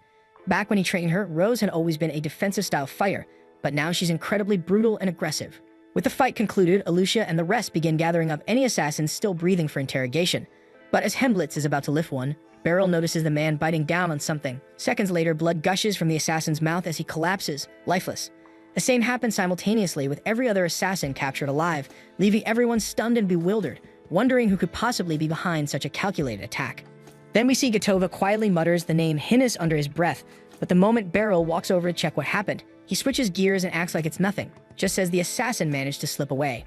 After that, the royal outing is abruptly called off and everyone shifts, focused to prepping the prince and princess for immediate return to the capital. Alucia leaves Hemblitz in charge of the situation for now, but she insists Beryl ride back with them to provide some added protection. As the carriages roll out, Beryl asks what she plans to do next, but honestly, even she doesn't have a clear plan. Every assassin they managed to take down ended up offing themselves before they could be questioned, and the ones who fled haven't turned up either. So after today's chaos, Beryl figures tomorrow's part of the tour is probably getting scrapped. Eventually, both the princess and prince are safely returned to the castle, so for now, their safety is locked in. Still, they're going to have to step up security around the palace in case the assassins try pulling something there. Alucia and Gatoga both have to report into their superiors and give a full breakdown of the situation. So she tells Beryl he's off duty for now, and Gatoga turns to Rose and says the same thing. With both Beryl and Rose off duty now, Beryl figures Rose is going to drag him around town again, but instead she surprises him by just walking off without saying a word. With nothing else to do, Beryl heads back home. He expected Mui to be there alone, but he finds Lucy already inside. Curious, he asks what brings her here, and Lucy explains that after everything that went down with the assassination attempt, she wanted to speak with him directly. Beryl hadn't really thought much about it before, but when he sees her now, he finds it strange that there were no mages assigned to the tour's security detail. Lucy nods and tells him the Magic Corps was supposed to be involved, but this time they were ordered to work entirely behind the scenes. Movie picks up on where this conversation's headed, and she clearly wants no part in anything that smells like a classified government issue. So she excuses herself, tells Beryl she'll be back in half an hour, and heads out of the room. Lucy admires Mui for stepping out to give them some space and shifts back to the point. She explains that the reason the Magic Corps wasn't involved directly was because of Sphène's religious beliefs. In their faith, magic is treated as a divine gift, something only the truly devout are allowed to wield. But here, magic is more of a skill than a sacred right, and letting people openly use it during the tour could have triggered a diplomatic mess. On top of that, she believes today's attack wasn't just random, it was a calculated political statement, and in her opinion, the assassins most likely came from Sphène. Meanwhile, Rose catches up with Alucia outside the training grounds. Alucia is surprised to see her back since she was dismissed earlier, but Rose says she only stopped by to speak with Gatoga. Alucia tells her he's still locked in a meeting with the top brass, so he won't be free for a while. Rose takes that to mean they still haven't made a call about canceling tomorrow's tour, and Alucia confirms it. She did pitch a few ideas to boost security, but the final call rests with the royals and their advisors, so for now, they're stuck waiting. Rose mentions that tomorrow's route goes through the agricultural district, and Alucia says yes, but she gets a little curious and asks why she brought it up. Rose says she just wants to get a feel for the layout before the tour starts, and she'd like Alucia to fill her in a bit, since she's clearly familiar with the place. Alucia suggests she just wait and ask Gatoga once his meeting wraps, but Rose presses, saying she'd rather not wait around. She knows a nearby cafe and invites Alucia out to chat there instead. Back at Beryl's place, he asks Lucy why she suspects the attackers were from Sphène specifically. She tells him she got intel through Abe Roy and that her sources are solid. According to her, Sphène is in the thick of a nasty power struggle between the Pope's followers and the Royalist faction. Beryl isn't thrilled about getting dragged into foreign politics, but since he doesn't know much about how Sphène's system works, he asks Lucy who actually holds the most sway, the Pope or the King. Lucy's honestly shocked that Beryl doesn't already know this, but since he's never cared much for politics, she decides to walk him through it. In Sphène's political system, the King technically has the highest authority, but because he follows the Church of Sphène's doctrine, he can't just ignore the Pope's stance on things. Still, when it comes down to it, the King gets the final word. The attack that happened today was probably staged by the Pope's loyalists as a way to tilt the balance of power in their favor. Beryl doesn't quite see the logic in killing Prince Glenn though, because if something happened to him, wouldn't another prince just take the throne and keep everything running the same? But Lucy corrects that assumption. Glenn's brother Fawkes is completely obsessed with Sphène's religion, so if he ever stepped in as crown prince, there's a real chance he'd hand over full control of the kingdom to the Pope. Elsewhere in town, Alucia wraps up her explanation about tomorrow's travel route for the tour. With that done, she's about to head off until Rose suddenly brings up wanting to hear stories about what Beryl was like back when she trained under him. That catches Alucia's attention, so she stays and takes a seat again. Rose explains that she wasn't under Beryl's guidance for long, she was constantly on the move, hopping from one country to another. But the first time she saw him fight, his sword skills completely floored her, so from that moment, she was hooked. Alucia gets it. Beryl's swordplay is something else. Rose says it's been 5 or 6 years since she learned from him, but she's curious what it was like for Alucia back then. Alucia explains that during her time as Beryl's student, she was still just a kid. She didn't quite realize how valuable his training was at the time. He used to tell her she had talent, but she's pretty sure he only said that to keep her motivated. Then one day, she finally pulled off his technique the right way, and he told her she'd graduated, and that was the last time she trained at his dojo. Rose can tell just from how she talks that Alucia holds Beryl in high regard, but the guy hasn't really changed, still the same super chill swordsman as always. Right then, Rose spots a young boy wandering nearby who seems to be alone, so she approaches and gently asks if something's wrong. The boy jumps a little at first, but once he calms down, he explains that he's lost his mother. If he's gotten separated from his parents, Alucia suggests taking him to the nearest guard post to wait. But Rose doesn't think that's necessary because judging by how he looks, it probably hasn't been lost for long, so his mom should still be somewhere close by. Alicia asks what makes Rose so sure the boy's mother is still close, so Rose explains that his clothes are still spotless, he doesn't look the least bit worn out, and most importantly, he's not crying yet. That means he hasn't been separated for long and panic hasn't really kicked in. Alicia realizes that actually makes perfect sense, so it's probably smarter to just start looking around nearby. But first they need a bit more info, so Rose gently asks the kid what his name is. He says his name is Ritter, and then she asks if he remembers what his mom was wearing. Ritter takes a second to think, then says she had on a red, fluffy outfit and long hair. Alicia is kind of impressed with how easily Rose got that much out of him, but Rose just smiles and says she's always been good with kids. Alicia scans the area for someone matching the description, but Rose thinks that's gonna take forever. So instead, she just starts calling out for Ritter's mom in the middle of the crowd, telling her to come pick up her son, and that damn wild act makes Alicia feels embarrassed. At the same time in Beryl's place, things are starting to click for him. The whole situation makes more sense now that he's pieced it together. Every assassin they captured ended up annihilating themselves on the spot, and the only other time he saw someone that damn committed to offing himself for his cause was when he fought the Bishop's Knight. If that moment was anything to go by, then there's no way they're done, so the odds are that they're going to try again tomorrow. Right then, Mui walks back into the house, so Lucy decides that's a good place to wrap things up and says she'll head out. With nothing left on his plate, Beryl turns to Mui and asks if she's up for starting dinner a little early tonight. Back in town, Rose and Alicia finally manage to find Ritter's mother. After thanking them over and over, she takes Ritter by the hand and says goodbye. Alicia tells Rose it's sweet how much she cares for kids, and Rose shares that her parents used to support an orphanage, so she grew up spending time with the kids there. She really believes children are the soul of a nation, and it's up to everyone to protect them, and Alicia completely agrees. It's getting late by now, so Alicia says it's time to head back to HQ. Then they thank each other and part ways for the evening. By the next day, all the knights gather again, and Alicia informs everyone that the tour with Prince Glenn and Salacia will carry on as originally planned despite the attack the day before. Beryl is stunned because he's almost certain those assassins will strike again. But later, Alicia explains that the decision came directly from Prince Glenn and both kingdoms have already agreed to continue, so there's nothing she can do about it, and if they were to call it off now because of the Papist actions, it would weaken Glenn's political footing. So even if it puts his life on the line, Glenn's pushing forward with the tour. As the convoy begins to roll out, Gatoba stops Beryl near the gate and asks for a quick word. He tells him that one of the attackers from yesterday was actually someone he once served with, and it's Hinnis, the former vice commander who vanished before Rose took command. Having the former second-in-command of the Sphene Knights involved in an assassination attempt against the prince is a damn complicated mess. Gatoga says that if Hinnis turns up again today, he wants to be the one to deal with him. Beryl asks if Alicia knows about any of this, and Gatoga confirms that he brought it up during yesterday's briefing. With that, Beryl agrees that if Hinnis appears, Gatoga can handle him. Later on, Glenn and Salacia reach the farming district, and Glenn is clearly taken aback by the size and beauty of the golden wheat fields. Beryl's pretty amazed too because it's his first time seeing something on this scale. Kirita mentions that it looks even more stunning on clear days, but today's weather is dull and overcast, so Beryl says he'll come back on a nicer day during his time off. A few minutes later, the convoy comes to a halt and Gatoga steps up to open the carriage. As Glenn is getting ready to step out, Gatoga quietly asks if he's sure this is the right place to stop. Glenn replies that Salacia's safety means more to him than anything, so even if that puts him in danger, he's sticking with the original plan. Both he and Salacia step down because the schedule said they'd inspect the wheat fields here, and they refuse to show fear just because of yesterday's ambush, even if there's barely anyone around to witness the effort. After finishing the inspection of the wheat fields, Salacia suggests they start heading back, and Glenn agrees. But right then, an arrow whizzes by, barely missing Glenn's head.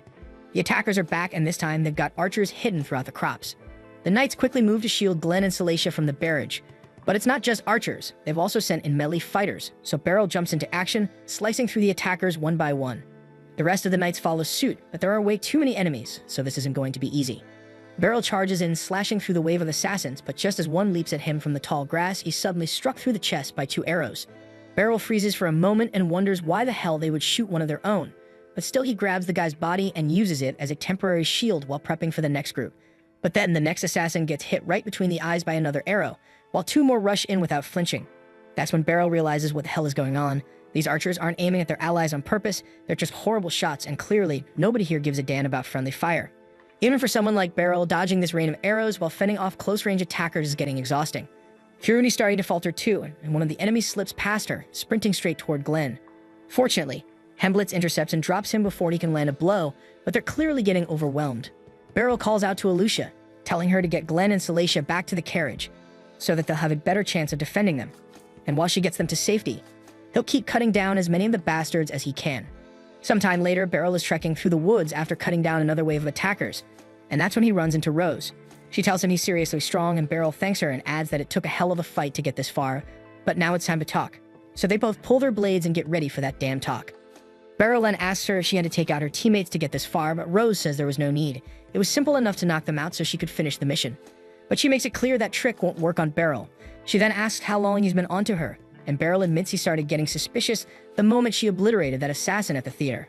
With her level of skill, she could have easily brought him down without killing him. Yet she went in for the kill like she was trying to shut him up permanently. On top of that, Beryl noticed an unusual number of assassins slipping through the area Rose was supposed to be guarding, and that's when it clicked. She was letting them through on purpose. He then asks her if Glenn taking the throne really justifies causing all this chaos, but Rose says she has every reason to do what she's doing. She throws the question back at Beryl, asking what he would have done if he were in her shoes, watching her homeland crumble day by day while a useless political war leaves children starving and freezing to death. Beryl doesn't really know how to answer that because he's no expert in politics, but as her teacher, he can't let her go down this path. Rose then asks what's so wrong about what she's doing. It's all to help people, but Beryl's sure of one thing. The children Rose wants to save would never want her to protect them by drowning herself in blood. Realizing she's never going to get him to see her side, Rose raises her sword to fight, but Beryl's still not ready to give up on her. He tells her they're going to talk this out properly after he stops her. Back at the carriage, the others are still doing everything they can to protect Glenn and Salacia. But things get worse when one of the assassins fighting Henblitz suddenly activates some kind of strength-boosting magic. Alucia tells everyone to stay focused and keep fighting with everything they've got, but Karuni's starting to worry about Beryl. She wants to run to him, but right now they're barely holding on here, so they have no choice but to believe Beryl can take care of himself. What they don't know is that right now, deep in the woods, Beryl and Rose are clashing swords, but Beryl's holding back, only defending himself because he still doesn't want to harm her. Rose mocks him, asking how he plans to stop her if he won't fight back, and Beryl admits that it's going to be tough. Then at one point, Beryl notices how Rose keeps shifting her stance in the mud, and he instantly realizes she's lining up for a heavy strike. Right as she swings, he ducks under clean, leaving her completely exposed. He could have ended it right there if he wanted to, and Rose knows it. That's when it hits her that she doesn't stand a chance against Beryl in a straight fight, but even knowing that, she refuses to back down because if she fails here tonight, the kids at the orphanage are dead. That shocks Beryl, but Rose explains that the Pope's taken all the orphanage kids hostage. He's using them as leverage to force her hand in this assassination. It's a huge bombshell, but Rose acts like it doesn't matter. She says spilling it doesn't change the fact that she still has to kill Glenn, no matter what. But Beryl's whole energy shifts when he hears about the hostages. Rose is caught off guard because this is the first time she's ever seen Beryl look this furious, but he says it's not her he's mad at. Rose disagrees and says he has every reason to hate her for going along with this. It's a shitty situation, and as much as Beryl wants to avoid it, he makes his call. He's taking her down right here, right now. And Rose, without flinching, seems ready to face it. She rushes in again, but Beryl reads her like a book. Even though she's packing a shield, he still blocks and sidesteps her.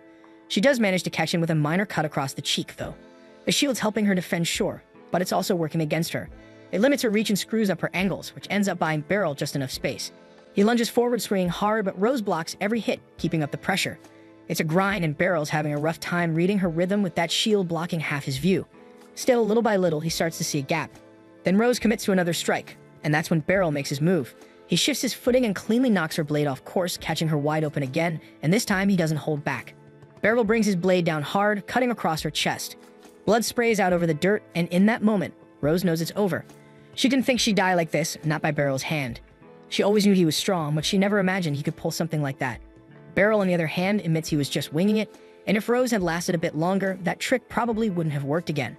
Which is exactly why he had to finish it with that one final strike. Rose then tells Beryl to finish the job because if she's gonna die, she wants it to be by her master's hand. But Beryl says that he can't do that shit, and he wants her to live to face what she's done and take responsibility for it. Besides, part of this mess is on him. If she went this far off track, then he failed her as a mentor, and now it's on him to make that right. Right then, Gatova shows up and freezes when he sees how bad Rose is hurt, and he immediately starts using healing magic on her. Beryl then asks him what happened with the archers, and Gatoga explains that he took care of them all, but noticed Rose sneaking off into the forest, so he followed in case she needed backup. Right now, there's not much he can do for her injuries, but he's managed to stop the bleeding, so her life isn't in danger anymore. Still, he wants to know what the hell happened. Beryl tells him the others managed to keep Glenn and Salacia safe long enough for them to get out. But as for Rose, Beryl admits that he was the one who struck her down. Gatova is stunned, but Beryl goes on to explain that Rose was part of the assassination plot. Gatova's face says he can't believe it, but Rose confirms it's true.